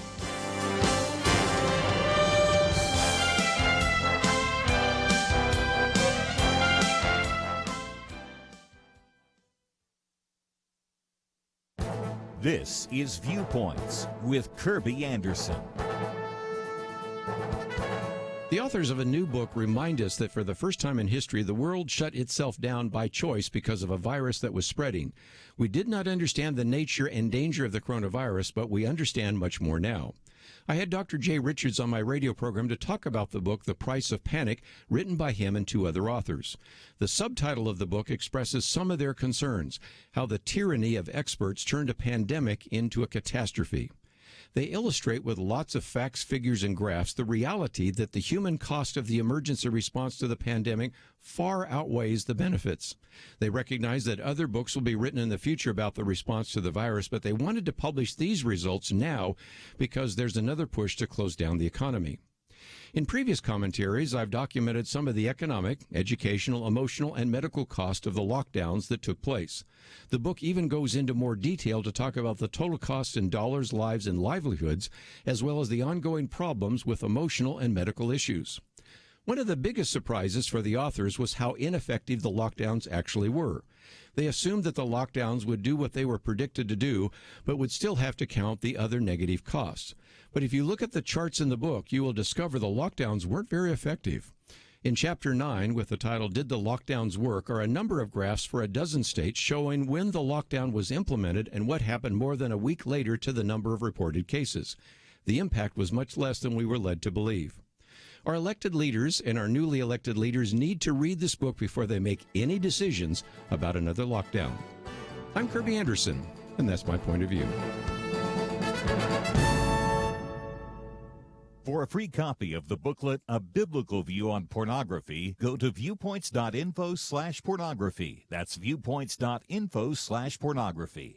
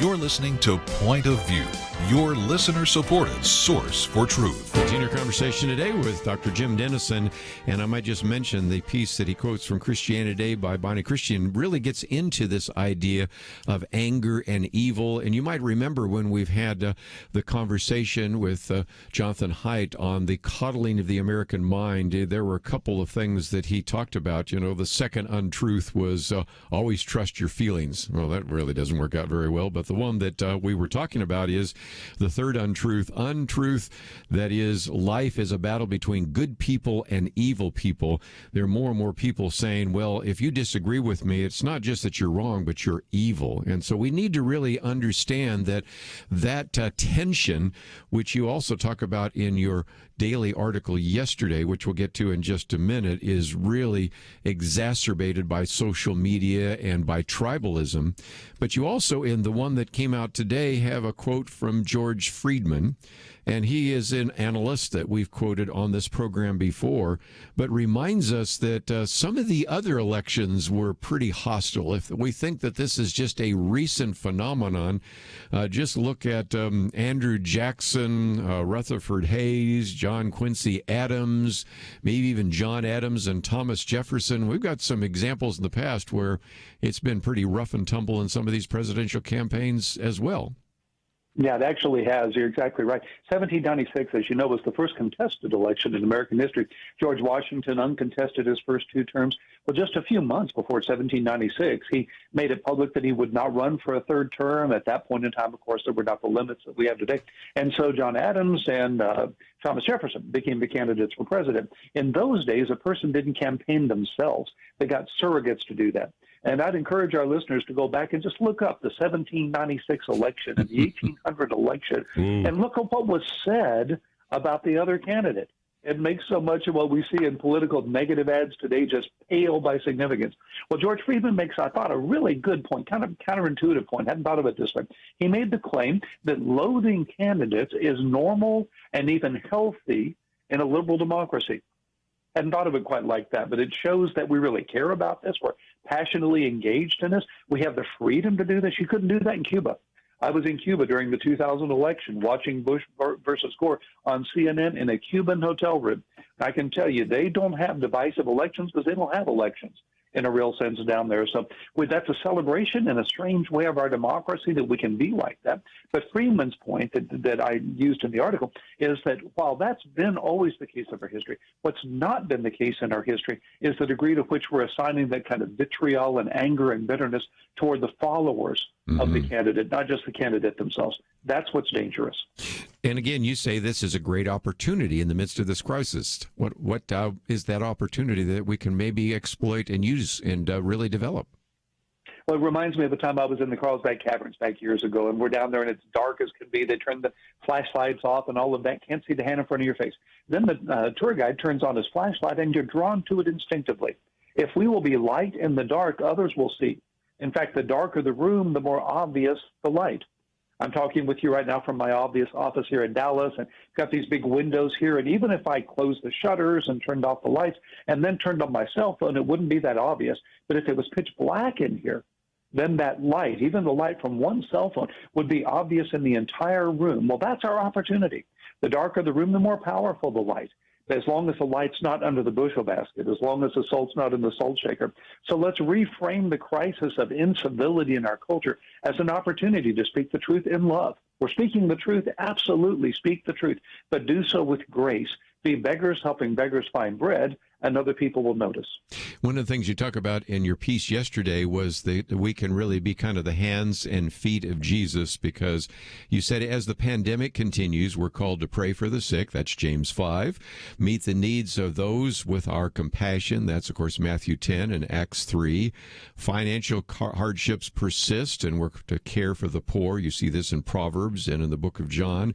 And then even in the midst of racial injustice, we're to work for equality. And of course, you talk about that in Acts 10 and Galatians 3:28 and other passages. So it does seem to me, back to the point you're making, as dark as this world is, if you just show any kind of compassion, any kind of grace, any kind of desire to reach out and build bridges rather than barriers, you're going to just really stand out in this culture, aren't you? You really are. And the more personal the animosity is, the greater the opportunity.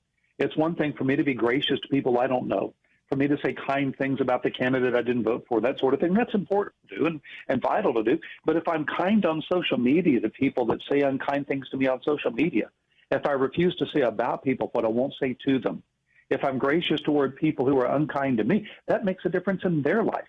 That shows that there's something different about my faith, or something relevant about my faith, something life-changing about my faith. As you know, Kerby, we talk about this all the time. We live in this postmodern culture where no such thing as truth. They're just your truth and my truth. So if I tell you I believe something, you can just say, well, that's just your truth. But if you see its relevance in my life, well, that will get your attention in a way that claiming its rightness may not. If it's relevant, it might be right, as opposed to if it's right, it must be relevant. That's what I grew up thinking. Now, if it's relevant, it might be right. So if we'll show the relevance of our faith by being gracious to people who aren't gracious to us, that's the opportunity for the gospel. Again, some people might say, okay, I maybe need some help on this. And you have a new book out called Respectfully I Disagree, How to Be a Civil Person in an Uncivil Time. Now, again, if people follow some of the links that we've provided to the daily article, they can find that as well. But talk about that book, as well as so many other books, resources, white papers, and other things that are available there at Denison Forum and Denison Ministries. Kerby, thank you. So you're such a dear friend, and I'm really grateful to you for that. So, yeah, that book was timed for the election cycle. Not that we really needed to talk about civility these days. No, surely not an issue out there. Actually, only 7% of Americans say civility is not an issue. The average American faces 10.2 acts of incivility in a given week, they said. And so wrote the book to time it for this particular season of our nation's life. The first part talks about the need for civility, and we've been describing some of that. The third part looks at some practical ways that we can be civil to people that aren't civil with us. But the middle part is the one that I really would like to emphasize for a moment. That's how to be a person of civility. And it basically admits that I can't be any more civil than anybody else is by myself. I'm just as likely to respond to hate with hate, to respond to animosity with animosity. And so in that middle section, we talk about being filled with the Holy Spirit every day. Asking every single day, Ephesians 5:18, asking the Holy Spirit to fill us, to control us, to empower us, to guide us and use us, to manifest the fruit of the Spirit, the love, joy, peace, patience, kindness, goodness, faithfulness, gentleness, self-control, that is the civility that our culture needs. If we in this conversation would choose to be filled and empowered by the Spirit and ask the Spirit to make us people of civility, He will answer that prayer. And then watch the next time you're in a conversation, next time you're meeting a neighbor, a friend, a colleague, someone who opposes you, and see if the Holy Spirit won't give you words you didn't plan to say, won't birth in you a sense of compassion you didn't feel yourself, as He's using you to make a difference you can't make yourself. Again, it talks about how did we get to a situation in which we have such incivility and so many people experiencing it on a sometimes daily basis, certainly on a weekly basis, as you mentioned. Then can really anybody change the culture? Well, one person at a time, one attitude at a time. And then how should we respond to those uncivil people that we run into all the time? So again, respectfully, I disagree how to be a civil person in uncivil times. And again, you can go to the denisonforum.org, follow the other links, and you've got all sorts of great white papers. One that we've promoted last time, and I'll mention it again. What does the Bible say about cancel culture? Something that we've talked about a little bit earlier in the week in terms of the idea of the soft totalitarianism that people are talking about. So all sorts of great resources. Go to Denison Forum, and you can find some great resources, and anytime you can read something by Jim Denison, I know you'll be blessed. And so, Jim, thank you for joining us again here on Point of View. Kerby, what a privilege. So grateful for you, for your ministry, and all you're doing in these days, my friend. We're going to take a break. When we come back, we'll take some phone calls. Maybe you have some thoughts about this as well in terms of civility. We'll kind of give you a little bit of a summary on kind of where we are on these battleground states. And as he points out, more and more declaring these various states for Joe Biden, which, again, if you are looking at this, have to assume that he might indeed eventually come out of these vote counts ahead and thus ultimately be in a situation in which he would be the next president of the United States. But as we pointed out, didn't really turn out that way. And this has been kind of one of the great challenges that a lot of people have faced. So again, you can find some really good material that we've posted on the website. So much for an election landslide, should never have stopped counting. And after we come back from the break, maybe I'll talk a little bit about the Plywood Party, as well as the reality that sometimes no good turn deserves anything but punishment. And a very good piece by Byron York about people that have even turned on Donald Trump after he's done some very positive things in their life. So we'll certainly continue our conversation, but we need to take a break. We'll be back right after this.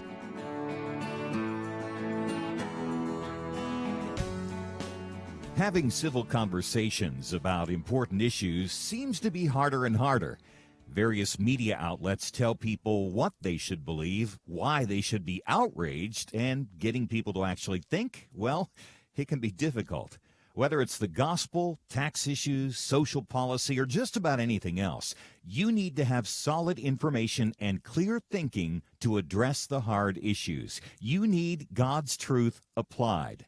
And that's what you get in less than 2 minutes with Point of View's Viewpoints Commentary, a daily resource to help you be informed and think through the things we need to be talking about. It is free and will arrive in your inbox each day when you visit pointofview.net/signup.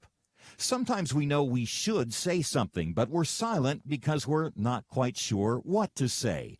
Viewpoints Commentary can help you break the silence and change the narrative. It can make you a more equipped agent for truth. Get your free subscription to the Viewpoints Commentary at pointofview.net/signup. pointofview.net/signup. Point of View will continue after this.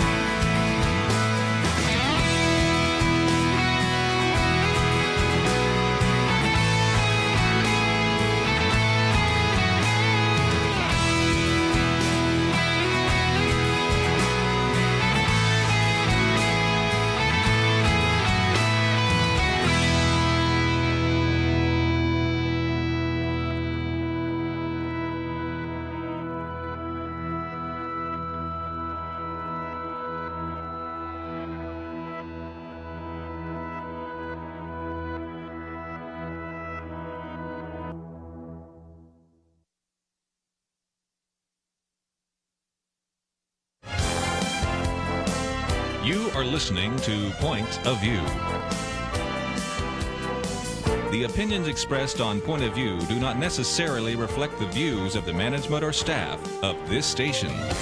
And now, here again is Kerby Anderson. Final half hour. If you'd like to join our conversation, 1-800-351-1212. Let me mention again, we're making available this booklet called Voter Fraud, and it is available to you. All you simply need to do is go to the website. We have a banner now. Just hit the button that says request, and if you'd like to get a copy of it, just give us your name and email. Get an instant download, which will allow you to read it, or for those of you that would rather get the printed copy, click the other button that says receive in the mail, and we'd be glad to get it to you.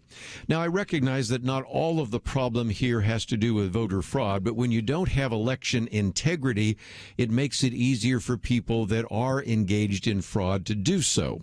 But let me come back to this piece real quickly before we get to some other issues by Glenn Greenwald, because he points out that in some respects it may be due to just government inefficiency, or it just may be due to the fact that maybe we just shouldn't trust some of these pollsters, because he points out, as I mentioned before, for those of you that are in, say, Georgia or North Carolina, that the New York Times writer, who's kind of the data guru, Nate Cohn, basically had, as we were all kind of heading to bed, his needle was pointing to about an 80% chance that the vote for Georgia would go to Donald Trump. And I think the numbers were similar for that for North Carolina. I guess it was about 56% there. But I'll just use the Georgia example because it works so well. And a few hours later, after we wake up, the needle's going the other way. And so he's pointing out that, why should we even trust these people? And, of course, I think what he may actually have been saying is that maybe these people don't have good handle on the data. But I think there's another possibility, and that is some people fiddled with the data. But nevertheless, he then goes on to point out that even if you just eliminate this issue of voter fraud for a minute, and I don't, but I recognize there's people at the Brennan Center and a lot of people in the mainstream media say voter fraud rarely happens. Well, I disagree with that, but okay, let's accept the argument. Government inefficiency does happen, and later on in his article he says we have a completely untrustworthy voting count and voting system, because he points out that 2 months after the New York State primary in late June, 2 congressional races were still in doubt by what the New York Times called major delays in counting 400,000 mail-in ballots and other problems. And, of course, I pointed out that we never really did resolve who won the 12th congressional district race. They just simply declared it because they just couldn't get a count. Well, then Glenn also goes on to quote something else that I thought about. He says, recall the mass confusion that ensued back in January in the very first Democratic Party primary election, which was the Iowa caucus, where this new app created and monetized by a number of Democratic operatives caused massive delays, confusion, and an untrustworthy outcome. Again, I ask the question of those of you that are convinced that that we have a good voting system. Do we really know who won the 12th congressional district in New York? Do we really know actually how many votes Bernie Sanders got in Iowa? And the answer is we don't. And so, again, you might say, well, okay, real easy to be critical. Do you have a solution? And Glenn Greenwald has that as well, because he later on in the article points out that he actually says all we have to do is look to Brazil. He said after looking at some of the voting problems in the 2018 midterms, he wrote an article with his Brazilian colleague, Victor Poggi, who actually described the extraordinary speed and efficiency with which Brazil, a country not exactly renowned for its speed and efficiency, counts its votes. And so Glenn goes on to say that Brazil is not a small country. It's the 5th most populous nation on the planet, although its population is somewhat smaller than the United States. We have about 330 million. They have about 210 million. Its mandatory voting law, automatic registration, 16-year-old voting age means the number of ballots to be counted is quite similar, because they actually have more ballots because they let people younger actually vote. Not that I'm arguing for that, by the way. And nevertheless, and so again, when you look at the numbers, look what they do. On the same date of its national elections, it too holds gubernatorial and congressional elections in its 27 states. And yet Brazil, he says, a much poorer and less technologically advanced country than the United States, with a much shorter history of democracy, holds seamless, quick vote counts, almost which very few people harbor doubts. The elections are held on a Sunday to ensure as many people as possible do not have to work obligations that day to prevent voting, and polls close at 6 p.m.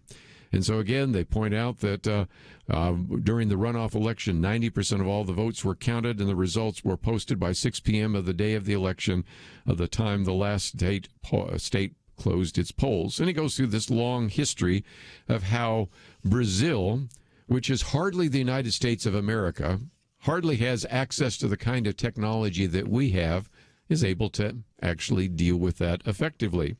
And now that we're starting to get these reports about whether or not there were too many individuals being allowed to vote in Wisconsin, there are all sorts of quick ways to check that.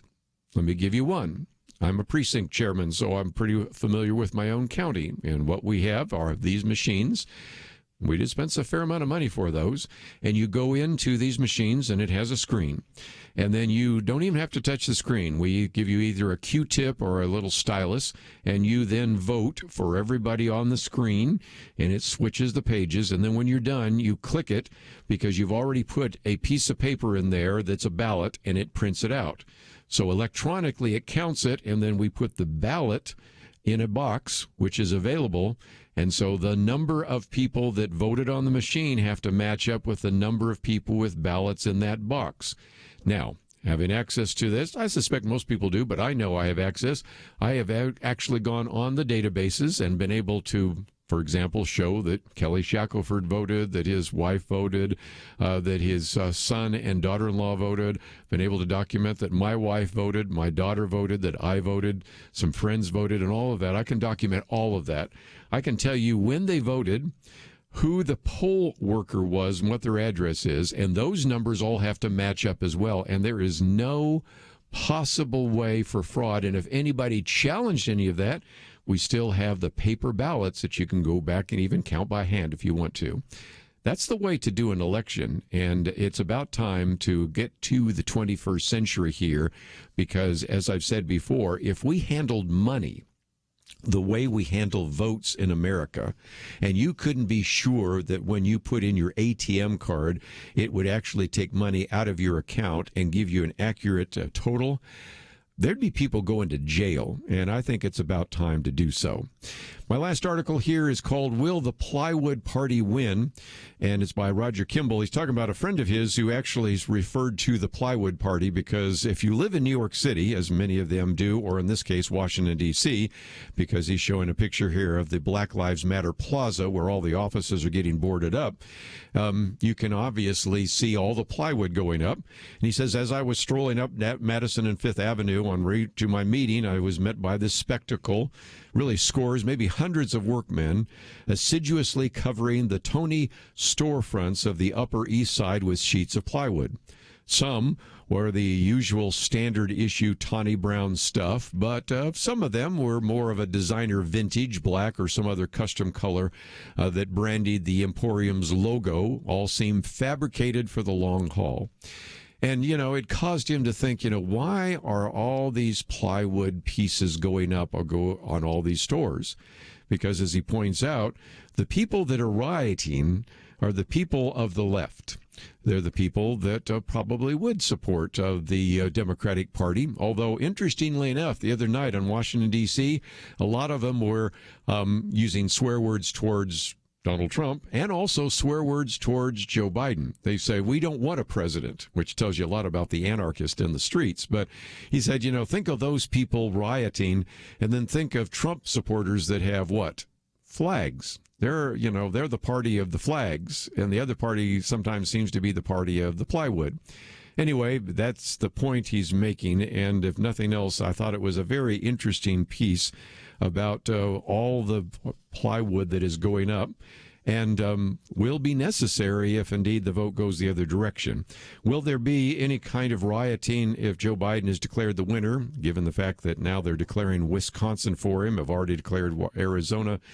give him one or two other states, and the election is over. But it turned out not to be the landslide everybody thought that it would be. So, if nothing else, just thought I would post some of these articles for you. And as, again, a program note, don't forget that we're going to spend some time tomorrow talking about how voter fraud has taken place this year during the primaries. Some of the evidence may be starting to come in, more anecdotally so far, about issues of voter fraud and concerns, and all the more reason to let's just never have this happen again. Let's take a break. We've got a lot more to cover. We'll do so right after this.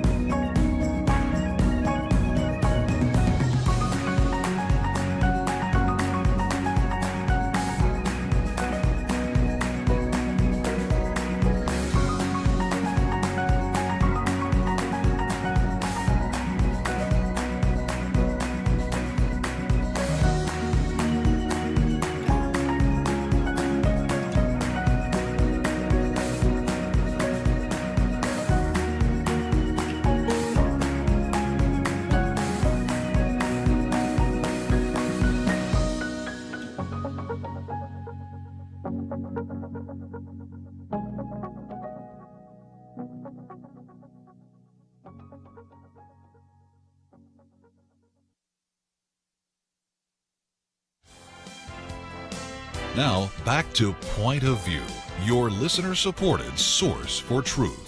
Tomorrow we're going to spend a little bit of time talking about voter fraud. And, of course, as we have pointed out before, we have many different counties around the country, hundreds of counties in which you have more people registered to vote than you actually have people of that adult age to vote. One of the anecdotal stories I shared just a minute ago that more people voted, I think it was in Wisconsin, than actually were there, turns out to be not true. So again, we want to try to trace down as many of these stories, but a lot of these are just anecdotal stories, and the fact is they wouldn't have any cadence. They wouldn't even be considered if we had an election system that was one that had a great deal of integrity. But I did have a commentary coming out, and maybe we'll get into that tomorrow when we talk with Eric Eggers, but I was looking in Los Angeles County, registration 112% of its adult population. So you have many more people in many of these states that are registered to vote than you have people there. There was a piece years ago, I think they had more than 50,000 people in Florida that they had identified at one point that were on the voter rolls that they finally concluded that were deceased. And I've even had people write to me and say, well, how would we be able to even identify whether some of my family members, my father, my uncle, are still on the voting rolls? And I said, unless you go specifically and ask, that is going to be very difficult. And the attempts that have been made over the years to try to clean up the voter rolls have been challenged by the courts and by various individuals. The one out of Ohio, for our Ohio listeners, you may remember, was one that went all the way to the Supreme Court. And I thought it made a great deal of sense. If you did not vote in 3 consecutive elections, and if we send you 2 notifications saying all you have to do is check this box and say you still want to be registered, we will keep you on the voter rolls. But if after you don't vote in 3 consecutive elections and you ignore 2 pieces of mail, then we would be able to purge you off the list. And that was so controversial for some individuals, even in the state of Ohio, that it went all the way to the Supreme Court. And to its credit, the Supreme Court ruled that that was the case. So we certainly have a need from the start to make sure that we have a clean set of voter rolls.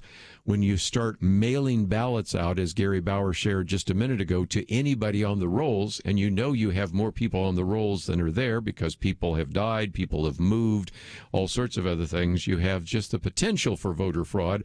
And as I pointed out, it may not just be fraud in some cases, it just may be inefficiency, but for whatever reason, it is past time to deal with some of the voting issues as well. I thought I'd end with a piece that I thought was kind of striking because it was written by Byron York. He is somebody I've quoted quite regularly with. He writes for the Washington Examiner, and it kind of brought me up to a comment I make from time to time. No good work, no good action goes unpunished. This one was a Trump good deed receives its punishment. And he says, really, of all the Twitter attacks on President Trump, and again, a lot of people say he probably deserves it, and he receives thousands every day. One stood out, he said, on election eve. Byron York said it was a photo of a woman sitting with the president in the Oval Office. And it was a picture, and you can see the picture if you go to Byron York's piece, that read, Trump leaned in and said, you know, it's I who released you, don't you? I succeeded and Obama failed. In the most vulnerable moment of my life, 48 hours after releasing me from prison, it was never about me. It was never about us. It was about his ego. We deserve better. Hashtag vote Biden. Now, what the story is a woman that actually is an Egyptian American woman who grew up, interestingly enough, in Falls Church, Virginia. I used to live there in the suburbs of Washington, D.C. She went to George Mason University after graduation in 2011. She moved to Egypt, founded a foundation, an organization that was really trying to shelter and rehabilitate marginalized street children, which I think is a great action that she took. Well, nevertheless, in 2014, the Egyptian police raided the office of the foundation, arrested her. She was held without charge, accused of operating an unlicensed organization, inciting street children to join pro-Muslim Brotherhood protests, and on and on and on. So you go through all of that. And here's the bad news. The U.S. government showed no interest in helping her. Barack Obama and Vice President Joe Biden stayed out of the case of an American citizen unjustly imprisoned abroad, as Byron York points out. And inside prison, her captors were puzzled because why, they asked, did the U.S. government do nothing to help her? For more than 2 years, the State Department offered no public protest or even concern about her case. Well, that passed. 3 years passed. She remained behind bars. Then Donald Trump was elected president. Unlike Obama and Biden, Trump was not afraid to put pressure on the Egyptian president, al-Sisi, and they brought the case up to him when he visited the White House in April of 2017, and as a result was able, through, some negotiations, to actually get her out of prison. And so at this point, you might think, well, she probably would have been so absolutely grateful for that. You can think of individuals that have been with Donald Trump who were there in a Turkish prison and everything else.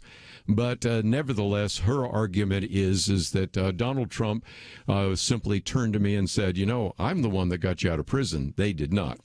And again, I understand it's all about sometimes his ego. But I thought it was interesting because Byron York said, even if all of that was true, think about this for a minute. President Obama and Vice President Biden didn't do anything, and Donald Trump did. She was trapped in a prison, he says, in a country with a terrible human rights record. When Trump, unlike his predecessor, took up the cause within hours, she was on the plane to the United States. And again, he says, even assuming that her description of the White House meeting is entirely accurate, and freeing her was a big ego trip for Donald Trump. I love what Byron York says. So what? Did she prefer to be in an Egyptian prison rather than be freed under Donald Trump? And the point he's making is that she used this opportunity to maybe, instead of being grateful, even if I dislike the guy, I'm grateful for the fact that he got me out of prison, but instead she used this against Donald Trump on the election eve.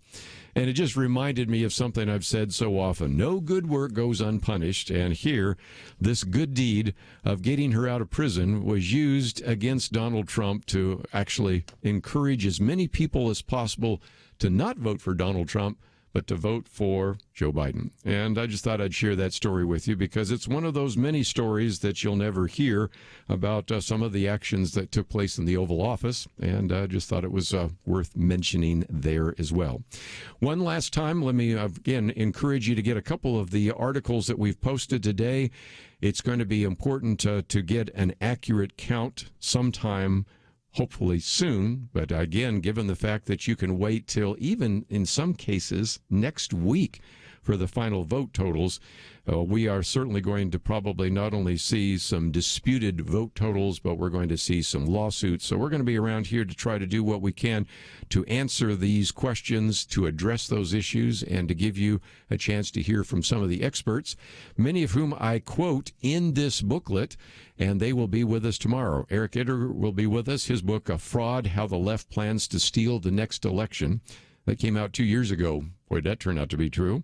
And then John Fund and Hans von Spakowski, he'll be with us on Friday. His book, Who's Counting? How Fraudsters and Bureaucrats Put Your Vote at Risk. And there is just a real need to fix the election system in America because, if nothing else, we have a perfect example right before our very eyes.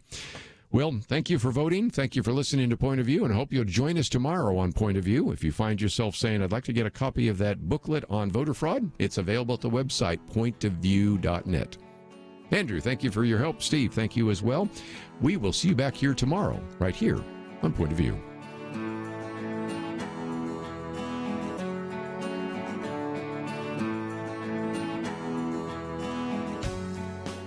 Having civil conversations about important issues seems to be harder and harder. Various media outlets tell people what they should believe, why they should be outraged, and getting people to actually think, well, it can be difficult. Whether it's the gospel, tax issues, social policy, or just about anything else, you need to have solid information and clear thinking to address the hard issues. You need God's truth applied. And that's what you get in less than 2 minutes with Point of View's Viewpoints Commentary, a daily resource to help you be informed and think through the things we need to be talking about. It is free and will arrive in your inbox each day when you visit pointofview.net/signup. Sometimes we know we should say something, but we're silent because we're not quite sure what to say. Viewpoints Commentary can help you break the silence and change the narrative. It can make you a more equipped agent for truth.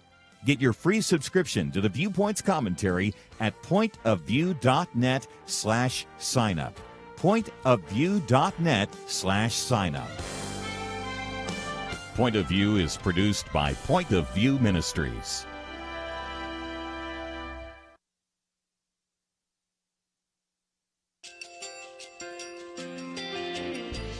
I just want to thank you so much for all the wonderful programming you have. You're just absolutely fantastic. I recently started listening to Point of View, and I really found it interesting because of the different subjects you cover. Thank you for that. I really appreciate everything that you do in keeping us informed. Thank you, Kerby, for everything that you have been doing. I appreciate all the work that you're doing, advocating for the Word of God. Thank you so much. Point of view, I think, is absolutely necessary because it's a Christian perspective, a biblical worldview perspective, and receive very current